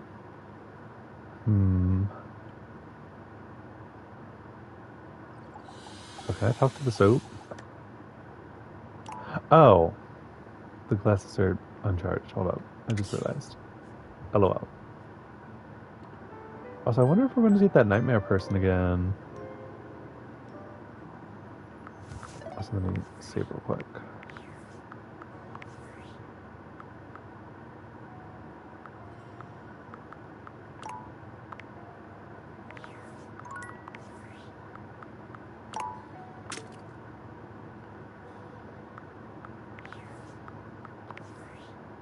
And then I know I just saved, but let me just resave just in case. Okay, cool.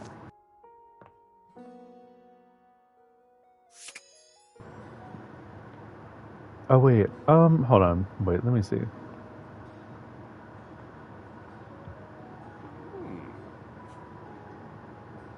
Girl? So would this technically be an alternate form for him? Look at that. It's not, oh my You're god. just on time. You only grow more charming when you adhere to the schedule, you know. Schedule? Unfortunately, I've only allotted myself a few moments to say hi. Perhaps you can return later, and we can plan a moment to polish my timepieces. Capital. See you again later then. Ciao. Oh god, I don't know where to find the alternate style. But hold on, let's actually just reload.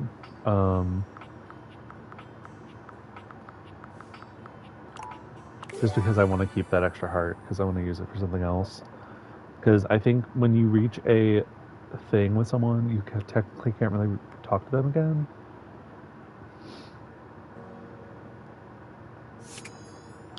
That's the only downside. Let's talk to... Ah, man, this isn't where the experience is for today. We're meeting at the weight rack. See you tomorrow. Oh, so that's him too? Girl!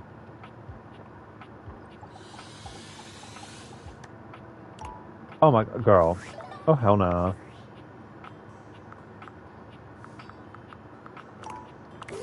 That sucks.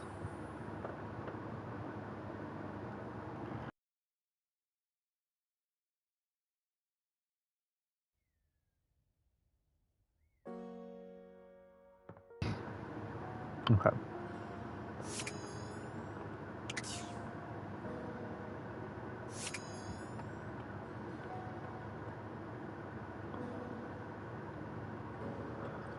Okay, let's talk to the safe again. My dear, dear little girl.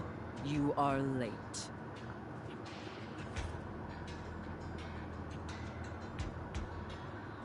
Pathetic. A bitch. I hope you're aware, if you'd already filled out all the necessary paperwork, I'd punish you for that transgression. I'd punish you severely. Girl, crazy.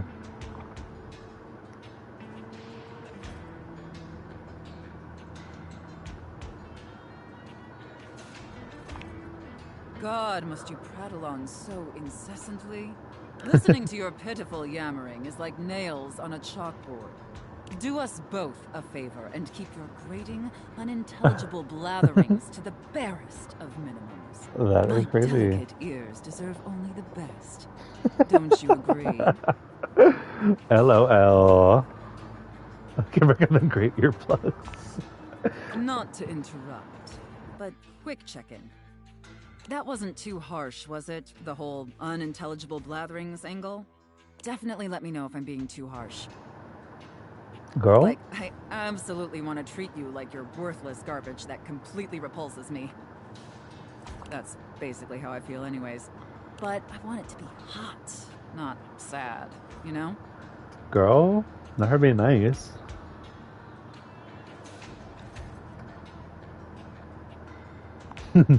Enough flirting. We have business to attend to. First, I will need you to consent to my complete and total authority. You will Girl. surrender yourself to me, making you compliant, dependent, and subjugated to my will and my will alone. Do you consent, wretch? A bitch.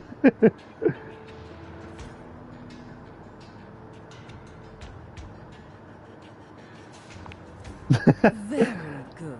Hello, viewer. I love that you're popping in as we're talking to the dominatrix woman. It appears that you can follow orders well. But yeah, I'm pretty much just talking to her, at least, to get some of the story. That will suit you very well in your new position. And if you keep doing as I say, perhaps there are some other new positions we can try with you. Huh? But first, your mistress has another demand.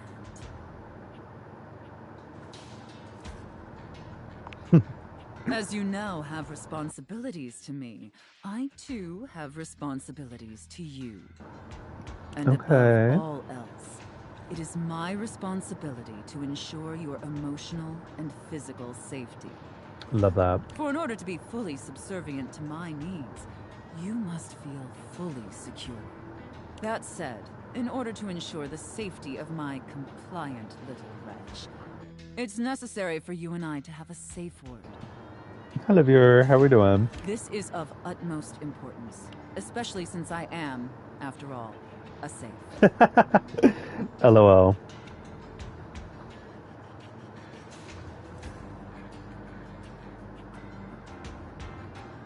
We're gonna joke this Yeah, time. I just said that. Usually I would choose our safe word. But since you've been doing such a good job today, and because I'm feeling particularly generous, perhaps I'll let you pick. Do you have one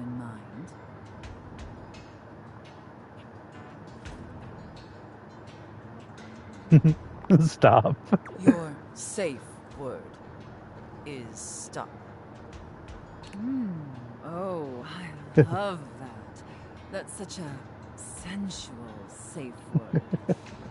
Did my little LOL. wretch come up with that all by themselves?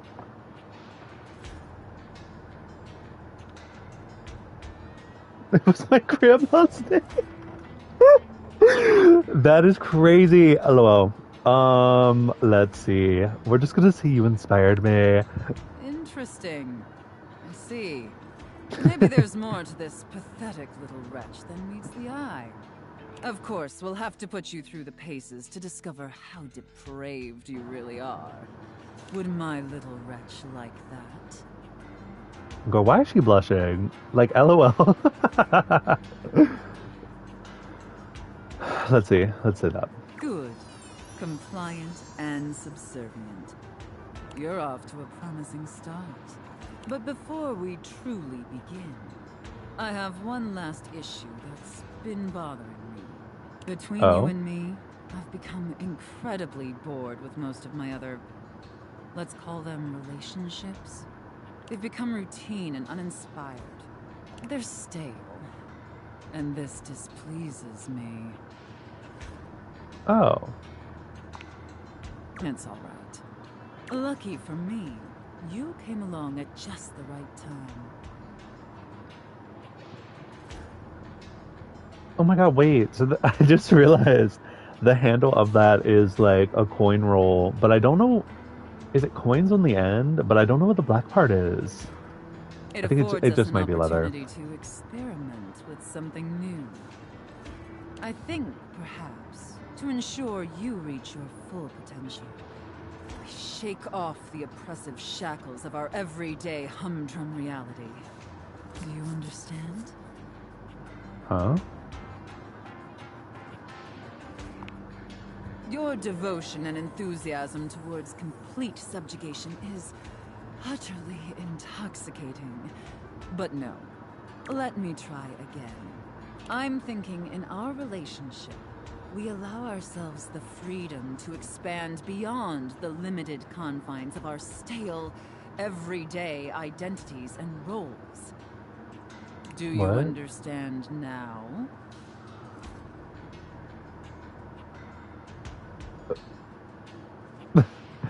I'm going to be honest. I'm going to say I'm kind of lost and I'm a quick learner. Good wretch.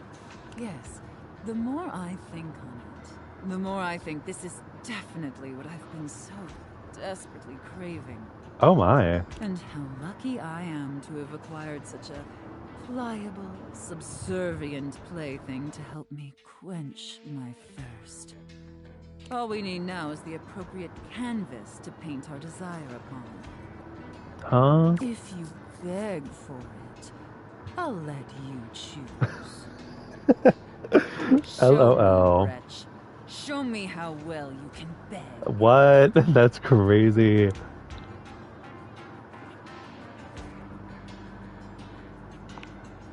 So utterly pathetic. I really shouldn't reward you for debasing yourself so pitifully. LMAO. However, I do so love the sound of begging. And because you did a satisfactory job, I've decided to grant your request. So, wretch, out of these 3 tantalizing scenarios, which do you think your mistress would enjoy the most? Chef and prep cook, Santa and elf, and finally, IRS auditor and small business owner. What? What are these options?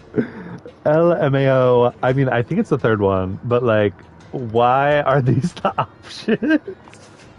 I should have expected that. A rather pedestrian choice, but perhaps we may find something therein that I still LOL. find amusing. Now, I've seen more than enough of your pathetic visage for today. Oh wow. Be back here same time tomorrow and be ready to serve my every need. Do you understand? Yes, mistress. Like, is that like?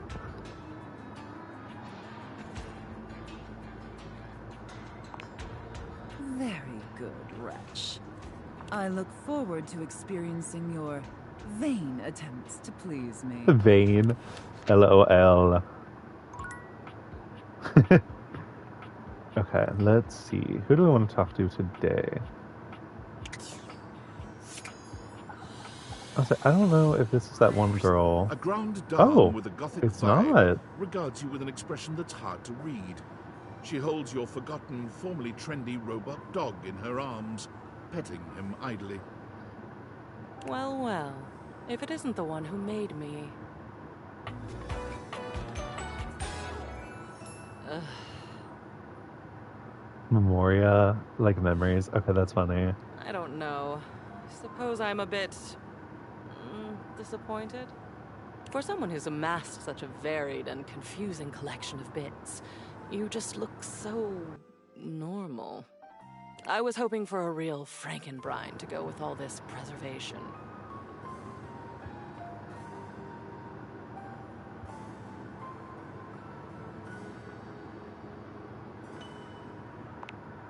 That you did, my darling. Can't you tell? I am the animus behind all of this stuff. Your stuff. All these boxes. All these memories stuffed up here in the attic because you didn't want to get rid of them, but couldn't think of anything else to do. Well, damn. One object, fine. 2 objects, fine. But boxes full. You had to know that was all going to add up to something more substantial. True. Me. You lucky dog. All this time I've been in your house, and this is the first time you've come up to visit me. I think I'll make use of your presence, long delayed though it is, by holding your feet to the fire. Ouchies. Indeed. Though of course we know that an ouchie is not necessarily an unpleasant experience. Bitch. At long last, we are going to go through all of this. Every single piece. We're going to see, sort, and dispose of each object stuffed in the corners up here, and finally, order will reign. I love chaos as much as the next memory, but enough is enough. I'm starting to look like Jerry. Oh. Oh no. You are long past the point of no return with me. I exist now, and I'll go on existing.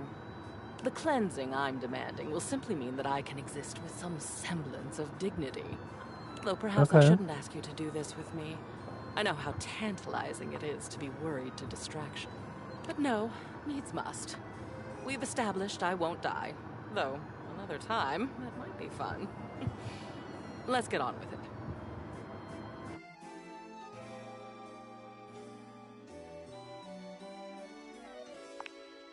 The first of your tasks for me is to gather Cam and Art, so that we might proceed efficiently.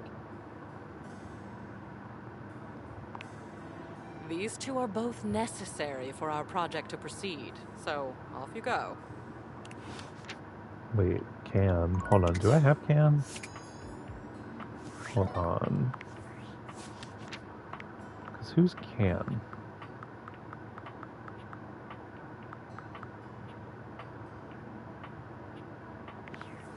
Ah.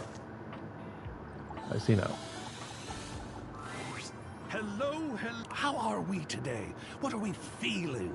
How can the wide world of artistic expression help you? Ah, dear Memoria. Isn't she gothic? I am such a fan. Let's go. It appears that Art is interested in helping with Lady Memoria. Cam is still required for her request.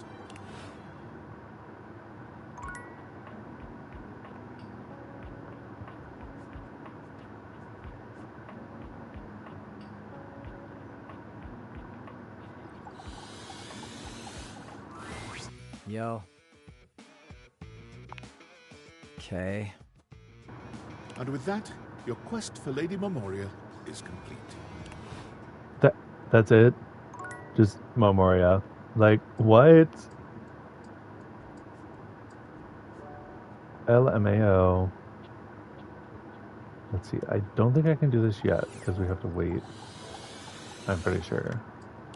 Okay, yep. So we have to wait.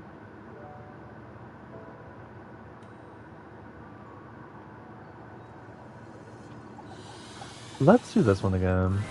From outside, the breaker box is bustling.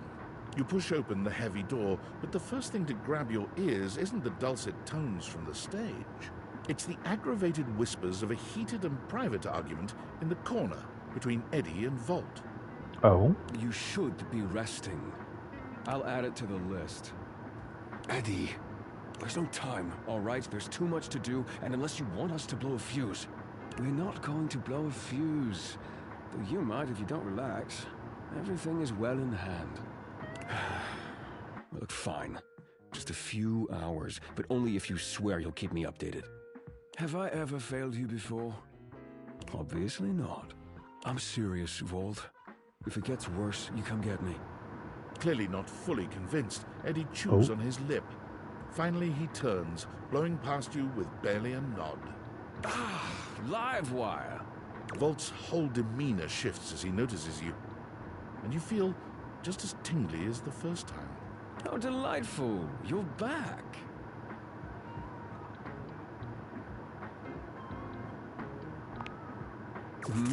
Oh, nothing of consequence. Administrative responsibilities, you know. I wouldn't want to bore you with the details. Volt's eyes shoot to the lights, and immediately back to you. Can I set you up with a table? The show doesn't start until later, though I imagine we can find something to fill the time. Oh.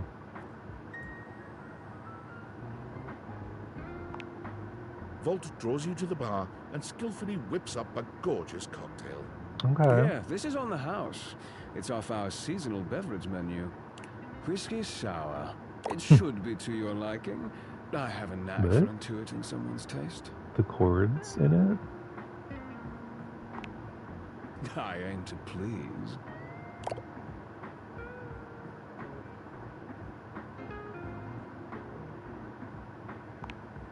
Is that what you'd like me to do?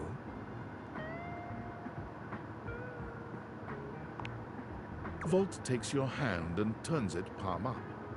I have heard that the lines and patterns on an individual human's hands are completely unique, not unlike our barcodes. Some even believe you can discern aspects of your future just by looking at them. Would you like me to read yours? Oh, absolutely. I learned to read barcodes from one of our old spotlight acts. I imagine the skills are at least somewhat transferable.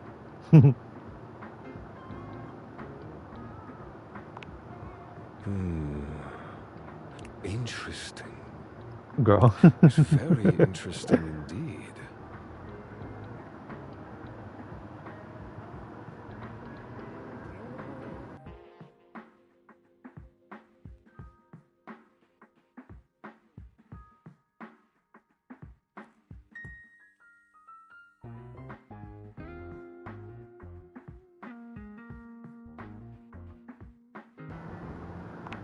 Let's do that one. According to this line right here, you've recently met your destiny. Tall, handsome, dangerously irresistible. Ringing any bells? Freddy.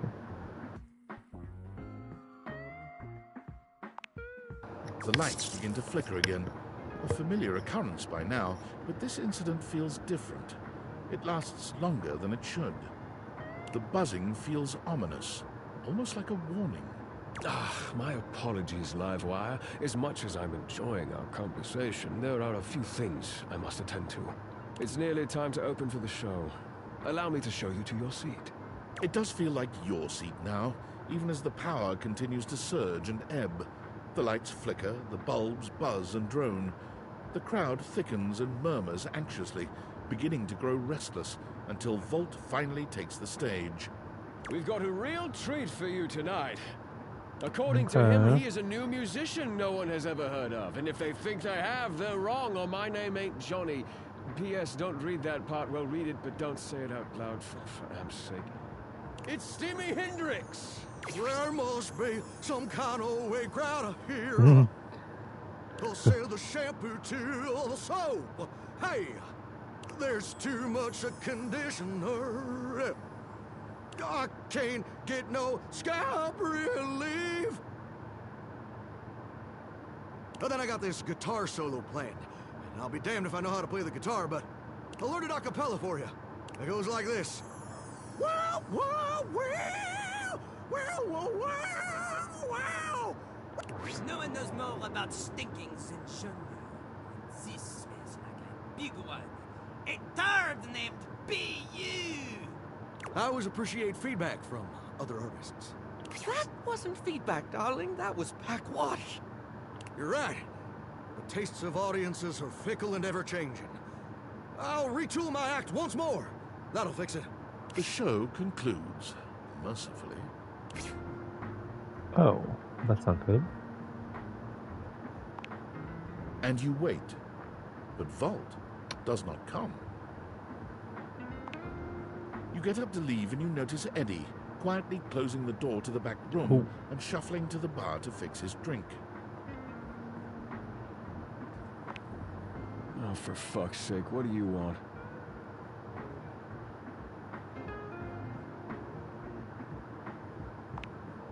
Obvious question time. Fun. Damn. Wait, what? Why? Oh.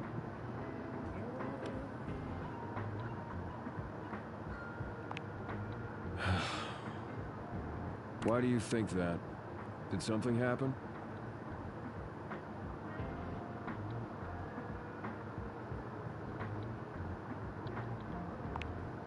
A feeling?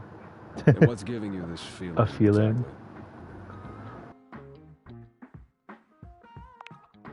So you came here to...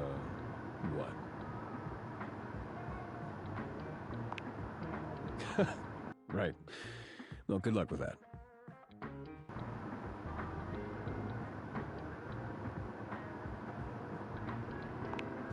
What the hell do you expect me to do about it? Volt's the one who runs the power here. If there's a problem, let him handle it.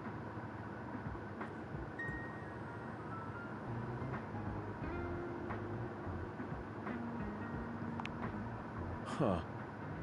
Yeah, you're smarter than you look. You actually care about this, don't you? Damn it. You're not gonna let this go, are you? LOL. You're gonna regret this. How are you with tools?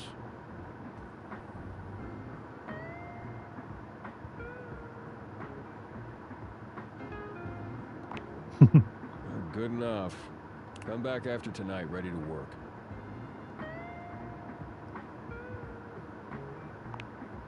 Do you want to help or not? Better. You got what you came for, right? Can I finish my drink in peace?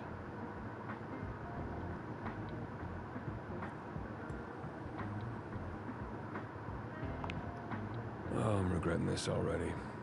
You're not gonna go away unless I do a formal introduction, is that it?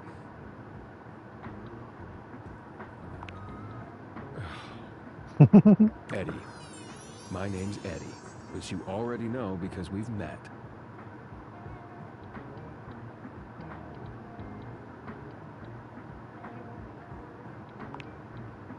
Whatever. Good enough?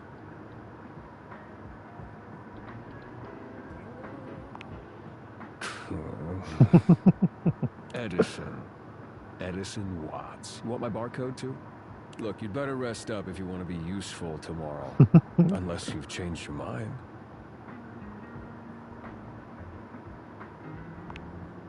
Right. Well, this has been... something. But I need to get back to it. Oh, and if you do show up, wear something comfortable. LOL.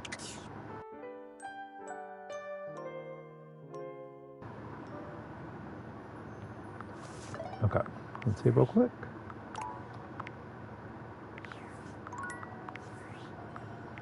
Ooh, we have 74 people. That's not bad. Well, datables, let me say that. We're getting quite close. Gentlemen, and here you are. Excellent. How are you, Cam? Oh, you know me, Memoria. Yes, I do. Perhaps better if we answer that question in private, dear. And Art? I'm amazing. I saw a bit of green in the sky this morning. I can't even tell you. I almost fell over. I almost literally fell over. Fabulous day thus far. Wonderful. I saw that green too. Reminded me of a chemical spill. Oh. You both know what we're about here? The long-awaited cleanup has at last begun. Oh, sweet. Looks like I'll be scoring big today then. Not so fast, Cammy. I'm sure there are some treasures buried up here that would be better suited to my unique talents. There will be more than enough for both of you, I'm sure. There are years' worth to go through, after all. As long as it doesn't all end up on my plate again when the process is through, I couldn't care less. I'll keep it simple. I'll pull something, and you, my human darling, will decide whether it goes to Cam or to Art. Oh, not that.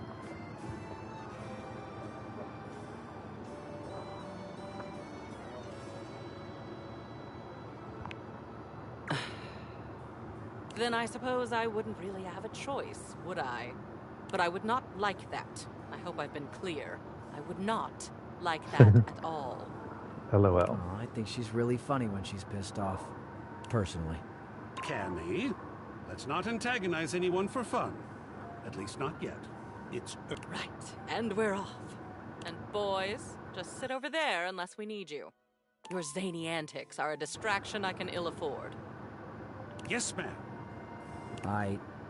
This poster. Also, give me 1 sec. I'll be back.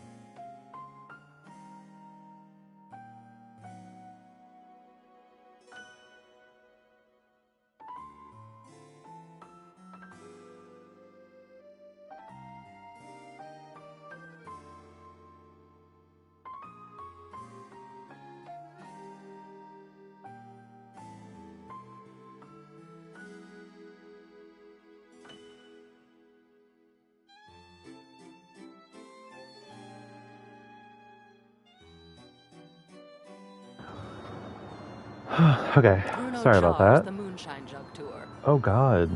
I remember when you brought this back. I was disturbed. You were so happy. I believe it was this concert where you got that stick-on tattoo in the bathroom. What was it? A rose? Barbed wire?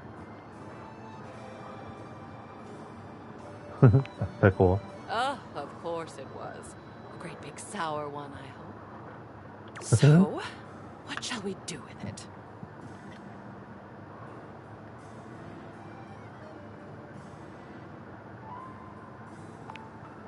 Excellent. Pop art with a story. I know just where to put it. Wonderful. Next. Another Bruno Jars piece. This is the album itself called Moonshine. And it looks like you attached your tickets to it as well. How sentimental. Though I suppose if I'd bought scalp tickets at the door from a man in a red sequined fedora, I'd have kept them too. I think you'll be giving me that fantastic red shirt, by the way. Clothing covers no sins with me. What would you like to do?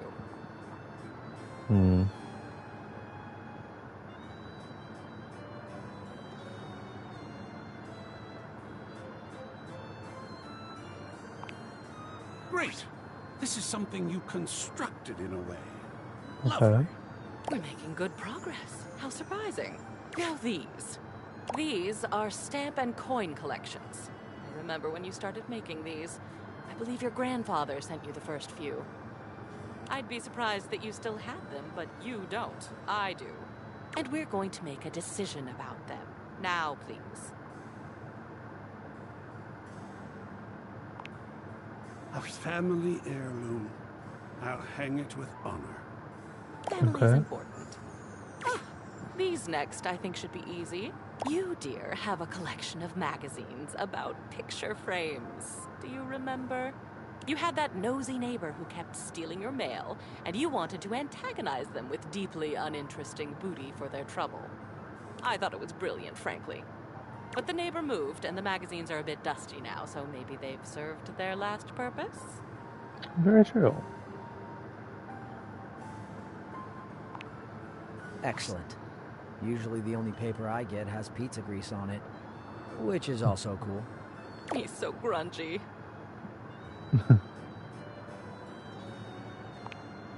I am, aren't I? It's nice to be appreciated. Yes, motivational art. You got this from that gym you were going to for a while. Apparently they had good classes, a clean locker room, and this penchant for making thing-based puns. Believe in your shelf. Take a bite out of life. Rack your plates. I suppose they thought it was funny. I would have liked one about pickleball for my little pickle. Toss, keep, burn into ashes.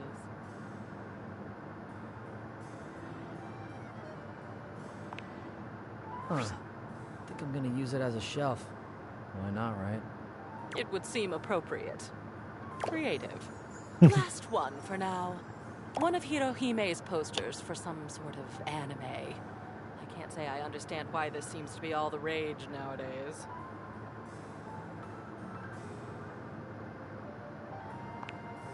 I always thought it was a phase with you.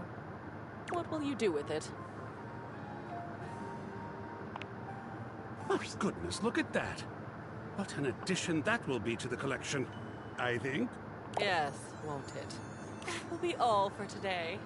You have a lot more art up on your walls now. I do love some full-fledged self-expression. You've done a crunchy job so far, Pickle. Well done. I'm feeling better already. See you next time. Interesting. Okay. So wait, will it actually have it up on the walls? Wait, let's look. It does. Wait. Oh, it's art. Oh my god, wait, so it's art. Funny. Okay, wait, that's actually cool. Let's see. Oh, the Fairly Heirloom. Okay. That's actually really cool.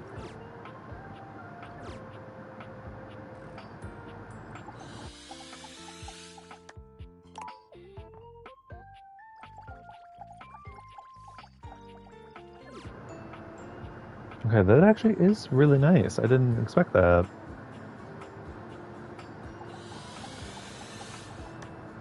Okay.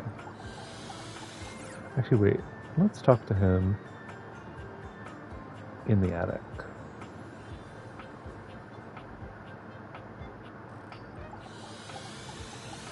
Let's see who this is. Hey there! Oh, You're it's her. back! And even though I seemed ill with foreboding, you still returned. Which means you care.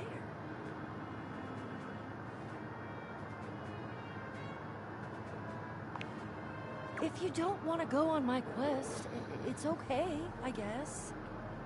Also, let me see how long I've been streaming. One sec. Okay. I've been streaming for about 2 hours and 17 minutes. So, People out of hand who aren't adventurous. in about 13 minutes, I'll probably end the stream. Just so that way I can go to sleep early and get ready for work because of me working tomorrow too. Huh. Okay. You just don't want to. I mean, that doesn't sound like fun. You're not interested. Not turned on, fired up. I get it. Old Beau would have immediately dismissed you for being cowardly, but I'm trying really hard to accept that not everyone likes what I like. And that's okay, I guess.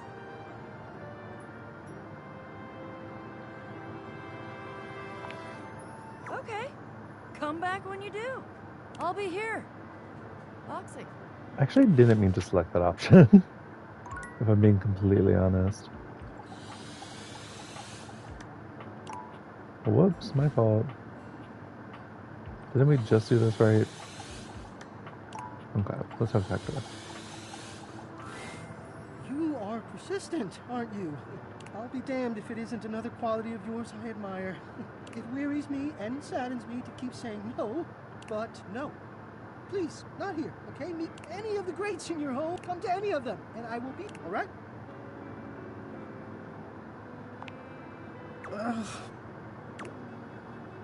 I've already told you no. I've told you what to do, how to speak. I will not show myself. Some circus animal up. What, so you can jeer? So you can point? I tell you, I won't. Wouldn't you? They all do. I have.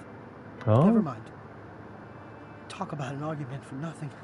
If you leave now, we'll never have to know if you know yourself well enough to be truthful with me about this. If you would truly leave me in peace, then leave me there. Come back to the Greats and I will be there.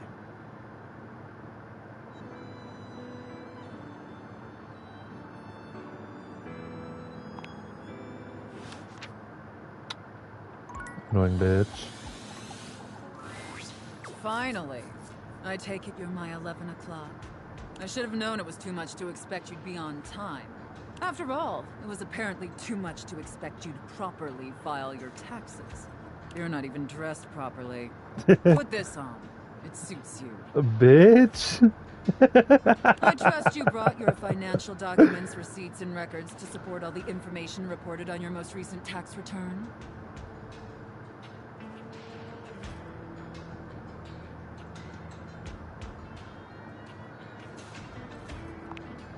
I'm sorry. I don't know how you run things at your business, but here at the IRS, we treat those who hold the power with deference. So if you want to walk away from this audit without the IRS putting a permanent lien on your checking account, I'd suggest you do the respectful thing and refer to me by my proper title, IRS agent. Do you understand, taxpayer?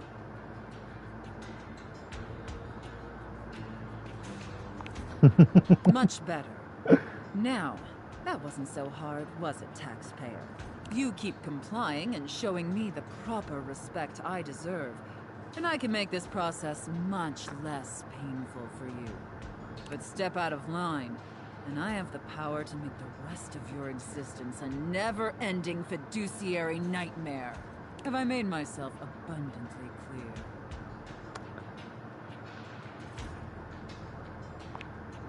Good. All right then. Down to business. Now, obviously you're here because your painfully inadequate accounting led to numerous administrative discrepancies in your most recent tax return. Quite honestly, your return was so utterly incomprehensible that we were shocked to find a human actually filed it.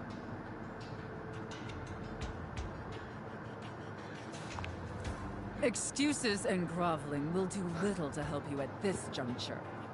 Although it is rather enjoyable to watch you pitifully squirm. Huh, girl? What's important is that we properly assess your fiduciary mess and reconcile your discrepancies. Can I count on your compliance, taxpayer?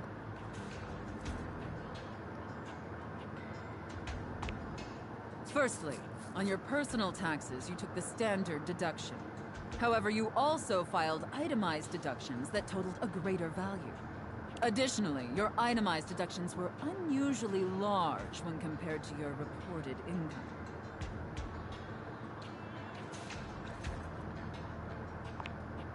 As I'm sure you're well aware, claiming the standard deduction while also claiming itemized deductions totaling a greater value, in addition to claiming deductions unusually large for your annual income, is a huge red flag for us here at the agency. I'll obviously need to see all the receipts for the itemized deductions, so I can reconcile those records with your most recent filing.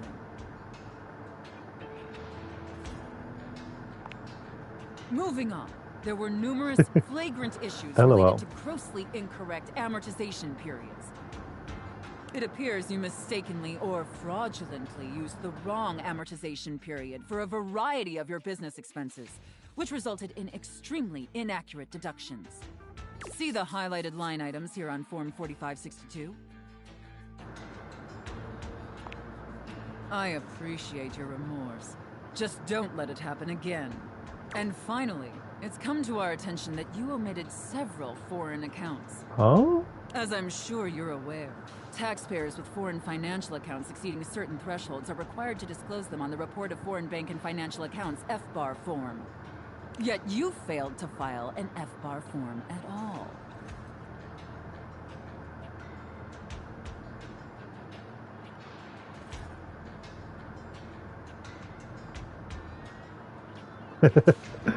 I want to joke, but let's Look, keep it I'm in going to the level with you, replay. taxpayer.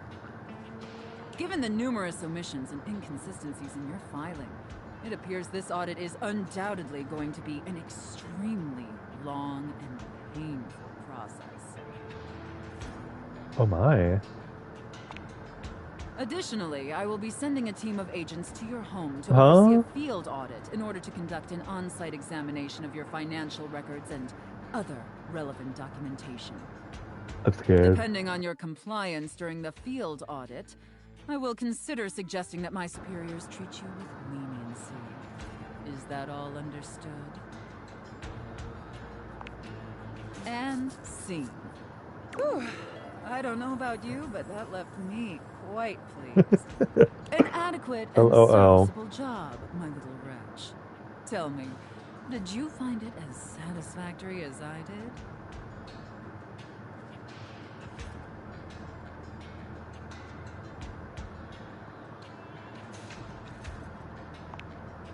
It pleases your mistress to hear that.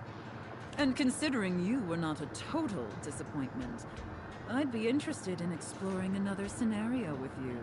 I look forward to experiencing your vain attempts to please me. LOL. Let's see.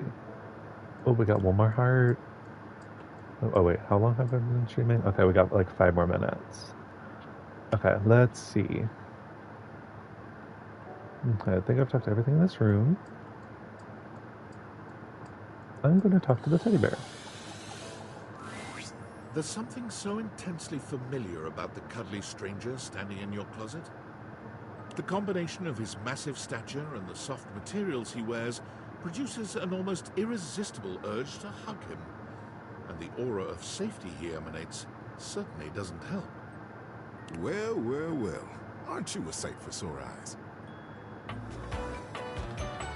Well, it's like Ted. It's Teddy. I thought it would be. LOL.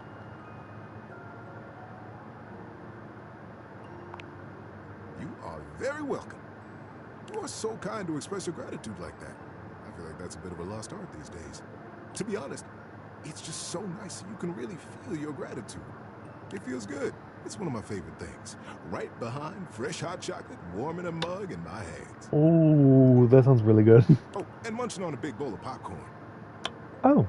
Ooh, and going for a beautiful, long, slow meander out in the fresh air and taking Him just deep constantly breaths listing and listening to things. the trees. But hello, viewer. How are we doing? There's a lot to love around us, huh? What are some of your favorite things? Hot chocolate. Ha! There you go. I must have made hot chocolate 100 different ways in my life, and every time, it's just the best. I think at this point I might be mostly made of hot chocolate. Not that I'm complaining. It makes sense that it LOL. would be warm and delicious. Oh. Oh. Tell me, what brought you around to see me?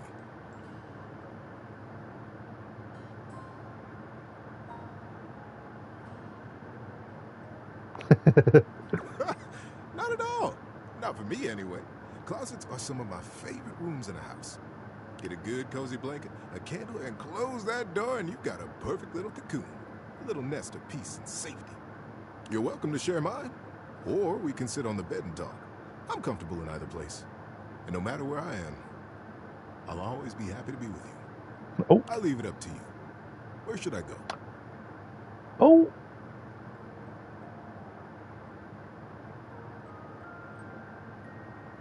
To the bed. So comfy.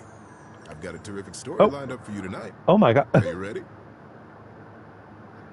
It just shifted the camera. Being that it's getting to LOL. nighttime, I'm sorry. That was just I funny. got a story to help you drift off to sleep. For me, whenever it's daytime, I'll give advice. But at sleepy time, it's story time. Want to hear my story? That's kind of nice then. Okay, so you can talk to what? My brain. You can choose when to talk to him. This one. Okay. This is the biggie, buddy. It's a good one. The Great Constructing of Beaver Proudtail. What? It was very early in the morning. Girl. One cold, foggy day. So he's literally reading children's bedtime stories. You know what? We're listening. We're listening. Young Beaver Proudtail was walking quietly and efficiently through the dugout tunnels of his den, his trusty stick tucked confidently under one arm. It was at this time every morning that the young beaver made his rounds, through the whole den where his colony lived, and then up and out the riverbank, where the world he knew, the world he vigilantly protected, met the strangeness of outside. His large tail balanced him expertly as he climbed the long entrance tunnel to the surface, occasionally using his dignified stick in an undignified manner to scramble up the pathway. Undignified, what? As he heaved himself out onto the bank of the river, Beaver's attentiveness grew even more acute. It was dangerous to be outside alone. The great war with the colony across the river had been going on for as long as he could remember, and a fair bit of time beyond that. It seemed like there had always been the war. He couldn't remember any outright battles or even any scrappy skirmishes, but they were definitely at war. He was sure of it. For a moment, he almost asked himself what the war was even about. But he forgot to finish the question. He was very young, after all, and what did it matter? The colony was on the other side of the river, and beavers didn't even cross rivers. He smartly tucked his stick back under his arm and began his patrol. So many steps this way, a scrutinizing scan, and so many steps back. Then I guess they build a dam, and then the two sides of the river come together. But today, something was different. On the other bank of the river, through the fog, he heard the distinctive sounds of battle. Gasp. On guard, ye scum-footed knave. Oh. Defy me at your peril. The sounds of the wood clanging against wood echoed through the fog. Hey-ya! Pow! Bing, bang, boom!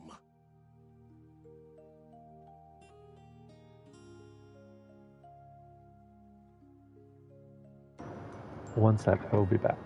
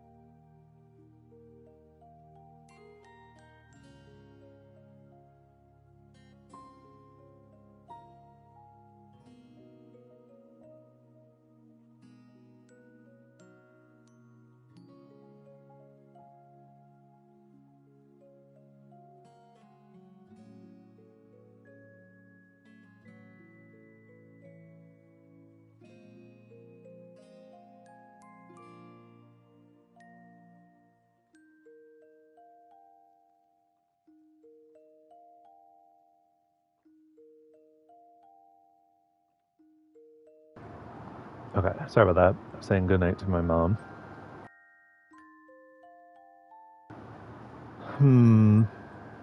Let's say silent. Who goes there? Shouted Beaver, his heart in his little throat. As an answer, he heard a young and high-pitched yelp. My name is Builder. Hi? Hi. It was all Beaver could manage. He was talking to another creature, a stranger, and a stranger from across the river at that. How many times had the colony council, the denizen, warned him about the dangers of this? It was strictly against the rules. Gasp. And Beaver had always followed the rules. Hi! The voice came careening back across the water. What's your name? Beaver heaved a deep breath. Whoever this builder was, Beaver was not going to be shown less brave than he. I'm Beaver. Beaver Proudtail. Well, hello, Beaver Patton. Builder Jumpfoot's my name. I'm playing at war. Want to join me? I most certainly do not, cried Beaver. Playing at war? War is serious business, not for playing. My colony is in a war right now, and I'm going to be a general when I grow up. I'm going to win that war. You'll see. Oh, gosh, sighed Builder. I sure hope you do. My colony is in a war too, and I'm so tired of it. That's why I made it a game. Games are so much less boring than warring all the time. Very true. The pieces began rapidly whirling around in Beaver's mind. Builder's colony. He's at war too. Right across the river. He realized he was talking to a beaver from the colony across the river, his sworn enemy since birth. Gasp. Just then, the wind blew a gentle clearing in the fog, and the two young beavers saw each other for the first time. They could have been twins. Bright black eyes, thick tails, strong sticks, embellished with their colony colors. Builder's face broke into a broad grin. You look just like me! Scoffed Beaver. I'd say you look just like me. Builder laughed. The two regarded each other in amazement for another moment.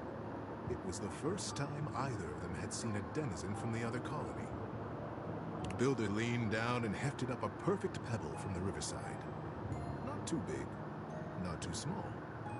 He tossed it up. With perfect timing, he swung his stick easily, and Beaver heard it crack as it met the pebble in midair and sent it winging across the water. Instinctively, Beaver reached out and caught it in his paw. Now he was accepting contraband? What would his parents say?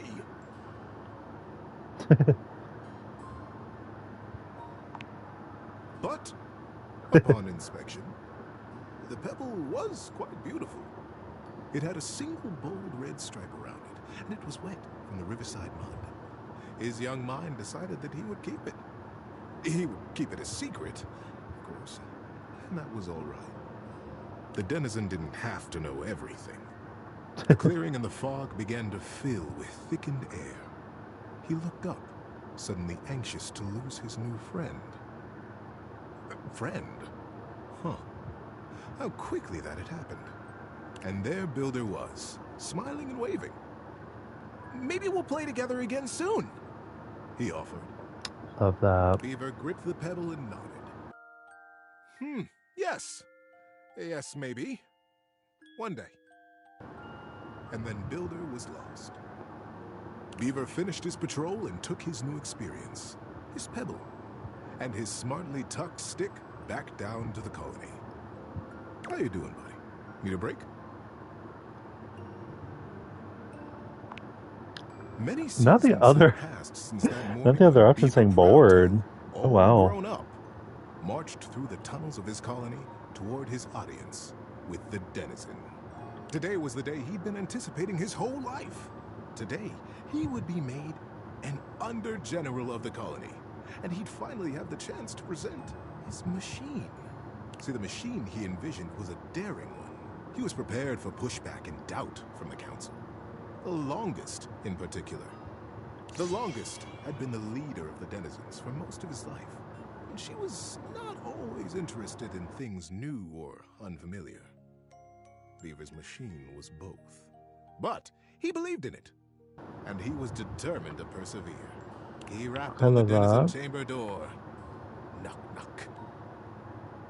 Enter! He took a deep breath and pushed. My goodness, Beaver, sighed the longest, brows knitted. This machine is quite an undertaking, and you won't even tell us what it does. Yes, ma'am, Beaver nodded. It must be kept a secret, for now, but I promise it will conclusively end this war. The longest considered. Normally, I would say no. Unfamiliar can be dangerous, and outright new, well. She stroked her silver-gray whiskers. The other council members watched her reverently. But we have all seen the construction beginning on the other side of the river. We have no way of knowing what they're up to, and it would be irresponsible of us to take no action at all. They're doing something. We must do something too. Deep murmurs of assent rippled around the small stump table. And we trust Beaver. He is our newest under-general, after all. She winked in his direction. If he believes his machine will truly and finally tip the balance of the Great War in our favor. She paused. The silence was agonizing. Beaver kept his eyes fixed on the wall just behind her head, patient. His paw unconsciously turned and returned a small pebble in his pocket, caressing along the line of a single great red stripe. Then permission is granted. Beaver let go the breath he had been holding. Whew. Begin construction as soon as you are able, Under-General. And good luck. But the burden of her long years of leadership showed through her sagging cheeks. We will be watching. Beaver smartly untucked and retucked his stick, slapped his tail once against the packed ground in assent. Yes, ma'am. Longest. I'll begin right away. He turned on his heel and marched out of the chamber. It was the first day of summer. It was going to be a long and exciting season. At first, the build crews the longest had placed under his command were reticent. What are we building? They would complain. What does it do? When Beaver said nothing and admonished them to follow instructions, their eyes flickered nervously to the building across the river. Maybe it's something to help us fish the river, Corinth Blue Eye speculated. Did you hear? Denny Strongpaw almost got swept away yesterday. And his whole crew. He did? But Denny's the strongest fisher we have. This story is long as hell. This river. It's so fast. Yes, yes, retorted Maddened Sharptooth. But fishing will not win us the war. We must focus on the war. And the others agreed and went back to their building. Sometimes the longest would come to check on the machine, casting her critical eye over every joint and pillar. Most often, she went back below with hardly a word to Beaver, appraising, wearing her doubt like a shawl. But as the summer season progressed, the mood began to shift. Crews would show up to their duties early. They smiled more. They stood up straighter when Beaver came by them, or looked to them for progress. The machine, whatever it was taking shape, and its scale was impressive. It looked angry. It looked like the great weapon they all hoped and prayed it was. The crews began comparing their machine to the thing on the other side of the river. They even began trading barbs and joked with the beavers working on the other side. Oh. They pushed and prodded about who would finish their project first. Ours is a ship to go to the sky, and from there, we'll drop stars on you, and we'll win the war. Stars, girl? Ha! Would come the reply. Ours is a wooden dragon who lives under the water, who can take us safely across this speeding river, and we'll come upon you unexpectedly, and we'll win the war. Days were marked now by hard work, and the sounds of challenge ricocheting across the water. Beaver, said the longest as she held onto his arm one day late into the summer sun, I don't need to tell you. The whole colony speaks of nothing but your machine. They are all so proud of you. Beaver nodded solemnly. Thank you, ma'am. But the season draws on. You must finish before the rains come. And then you'll have to finally tell us what this is that you've created. Beaver's paw found the lucky pebble in his pocket. Yes, ma'am, we will be done. And I will test it, and you will watch. You'll see the destruction of our enemy. The longest squeezed his arm affectionately, and together they looked out over the setting sun and the water. How you doing, buddy? Need a break? Girl. And then the day came. Why is there still more? The crew stood around the great machine, eyeing with wonder the marvel that they had built.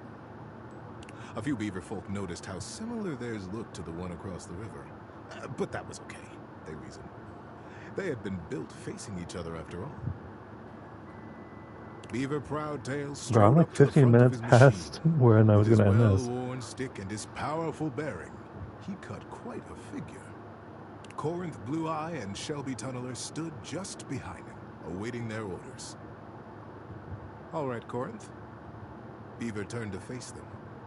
Do you have the rope? Yes, sir. Corinth turned to Shelby, who produced the end of a long length of woven rope from a basket in the base of the machine. Time to get me up there, then. With the end of the rope tied around his waist, Beaver climbed up to what looked like a large square of woven netting, pulled tightly back from its center by a thick cable.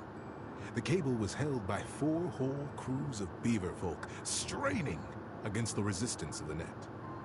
The longest stood back at a safe distance, her shawl wrapped tightly around her shoulders to ward off the early autumn chill. Beaver settled himself right in the middle of the netting, at the last moment shaking his head in sudden memory. Here, he said to Shelby, and handed her his precious stick. I'll be back for this. Back? Queried Shelby. Ready, crews! Shouted Beaver. Ready under General! Came the chorused reply. And loose! At their cue, the crews simultaneously released their hold on the cabling, and the netting rocketed forward, launching Beaver Proudtail out into the air. Great river! They cried in consternation and shock. What? Where is he gone? Is he all right? Oh, what have we done? The confusion was so great that not even the longest could restore order. Oh. Minutes passed before another sheep came sailing over the river from the other side to plop safely and squarely into the center of the net. It was Beaver. He had the same square head and the same rope wrapped securely around his waist. Good luck! What a ride! That's the most fun I've had in weeks, said the sheep in the net. He began to disentangle himself and stand up. And it wasn't Beaver after all. The roil of the crews was instant and a bit frightening. Who is this? Who are you? They cried, and the longest shouted at the top of her lungs, Detain the stranger! The crews pulled him down from the net, and the stranger never stopped smiling, greeting them warmly, even patting some of the beaver folk on the back. He looked just like Beaver. But Beaver never smiled like that. Beaver hardly smiled at all, come to think of it. I can understand your confusion. said the stranger genially. Beaver and I looked so much alike, even when we were kids. My name is Builder. Builder Jumpfoot. When no reply or greeting was forthcoming, Builder went on. I'm from the colony across the river. Oh, the silence was absolute. Across the river? How was that possible? Was he a weapon? Where was Beaver? How were they ever to get him back?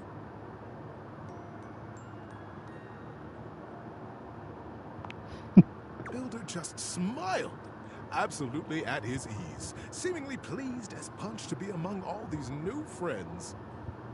And into this silence sailed the figure of Beaver, a new rope tied around his waist.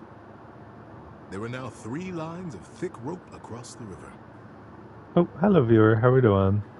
Right now, I was going to end this at like 2:30, like 2 hours and 30 minutes, but I know it's now been like 2:50 almost. But I'm just so intrigued by this story that I'm like, okay, and then we're just now listening to it. So, untied his waist rope and climbed down. You are Builder? Beaver reached out his paw to the stranger. And you could only be Beaver, the stranger exclaimed, gripping that paw warmly with his own. I am Builder indeed, and it has been the dream of my life to finally meet you like this, in the daylight, on the same soil. Mine as well, my friend.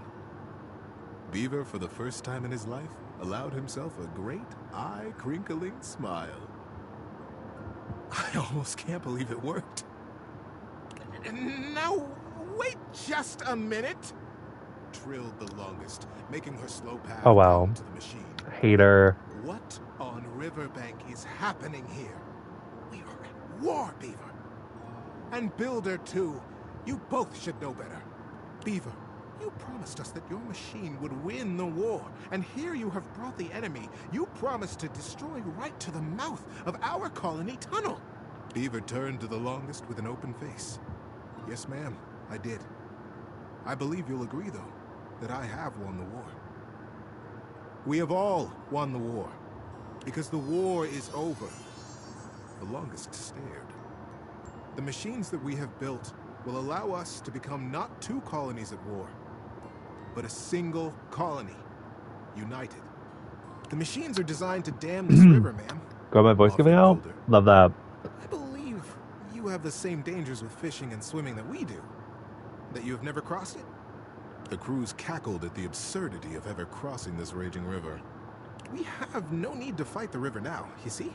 Builder continued. We sail above it. Just as the single pebble did long ago, whispered Beaver.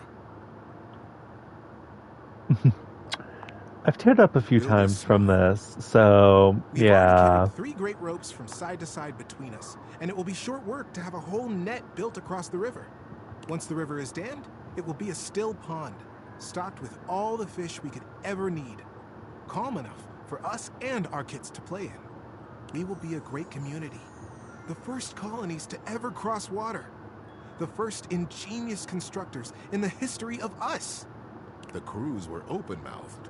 Their paws hung still at their sides as they realized the magnitude of what they had accomplished. But would it truly be good, as they said? Who was really to say how this great feat would be remembered? The longest took a deep, rattling breath. I can see why you did not tell us at first, Beaver, the true purpose of your machine. She glanced at him sidelong. I surely would have said no. Nothing this daring has ever even been attempted before, let alone under the mask of subterfuge. Beaver looked up at her, suddenly a very young kid again in his heart. Yes, that is true, ma'am. I have won the war. I have won by making it go away. We have all won it by making friends out of old enemies. Ma'am, Mother. Oh. Do you like it? The longest looked fondly on her son. Her serious and guarded and daring and wonderful son. Yes, child. I have never been more proud of anyone. Builder guffawed and began to dance around, slapping Beaver brazenly and companionably on his back. Love that. Beaver stood solemn, quiet, a gentle smile tickling the corners of his mouth, satisfied. It was, as they had promised, quick work to dam the river. Beaver and Builder were excellent guides, and the crew from both sides of the river proved naturally adept and joyous in their work. Before the autumn settled in, a great still pool existed between the two colonies. Kits splashing and playing, and parents fishing safely. Denny Strongpaw, the best fisher in the fast water, turned out to be the best fisher in still water too, much to his delight. And very early each morning, Beaver Proudtail still crept quietly from the colony and performed his morning rounds. He had never missed a day. But now, his favorite part of his patrol was seeing Builder jump foot across the water and batting a very specific, very lucky red striped pebble back and forth.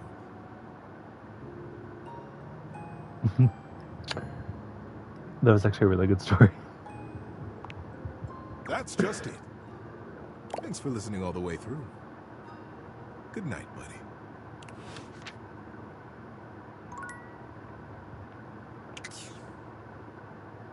Oh, and he's on the bed now. Wait, does he stay on the bed? Your room is Oh. dark and cold.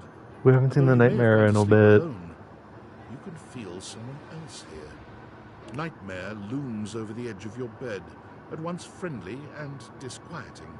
Is it you again? Ah, you're back. I've been contemplating what to show you this time. What may unsettle you? Get your blood pumping. This time I think maybe you're speaking in front of an audience. I conquered that fear. I'm Is fine. that scary alone? The thought of being vulnerable in front of so many people, expecting eyes on you, knowing if you misspeak even once, they won't respect you. Girl, it's only human. Like, They might not even like you or be able to stand you. that is crazy. Your words tumble out and you start mixing them up. You can feel your heartbeat in your ears. The spotlights on you make you start to soar. You start to get your lips under control and the words start to flow the way you intended. Then your tongue presses against your front teeth and they give. One of your teeth slips out of your gum and Bitch. down onto the podium in front of you. Oh, I have 3 viewers. Hello, how we doing? You stare in horror. You reach to pick it up, and then a canine tooth drops to your tongue. You let out a petrifying, What? guttural scream as your own teeth fall loose from your gums. A Girl. tickle in your throat makes you cough. The people in the audience gasp, retch, lean back, flee from their seats. You're coughing up more teeth. They come out of your mouth and into your hands bloody. Girl.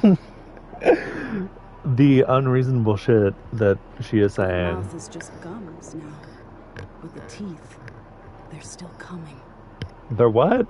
Tears prickle in your eyes. And you try to apologize to your audience. But nothing comes out. You realize Girl? Oh my god. the teeth clatter to the podium and...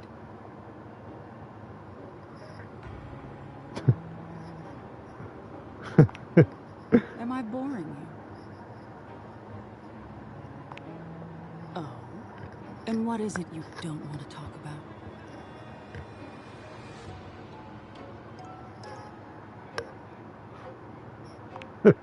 Is that so?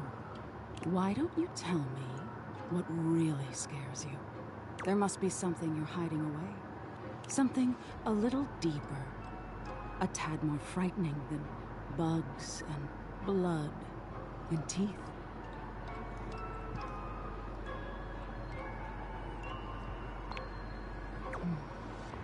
The important thing is, you'll learn from what I show you.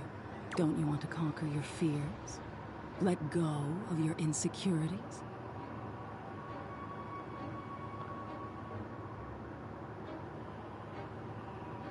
Oh. Interesting. We've all lost someone, haven't we? But for you, it's not losing the person. It's being left that's terrifying. Nightmare takes a few steps back, beginning to fade away as the room grows lighter. We must be getting close to sunrise. Thank you for being honest with me. You're welcome, Nightmare. I will have to think about your answer. Oh. Good night. Oh my. Is the music going to stop? Okay. Let me save real quick. Damn. Oh, we got 75 objects. Okay, we're getting pretty close. But yeah, we're almost at 3 hours. So we are going to end the stream here. Actually, wait, before I end it, let me quickly check, because for some reason, I don't know why, but the collectibles aren't saving for some reason. And I don't understand why they aren't, because it's not making sense. So I'm going to try to load them real quick, like see if it's loaded, because I don't know why. Like, they're genuinely just not saving, and it's like really confusing, because they should be saving, but they aren't. Because, let me see, with Freddy, I had literally like 3 of these things. Oh, whoops, hold up. I had 3, and for some reason it got rid of them. So like, I don't know. I think the game's broke a little. So also, I love that we're actually making progress with people.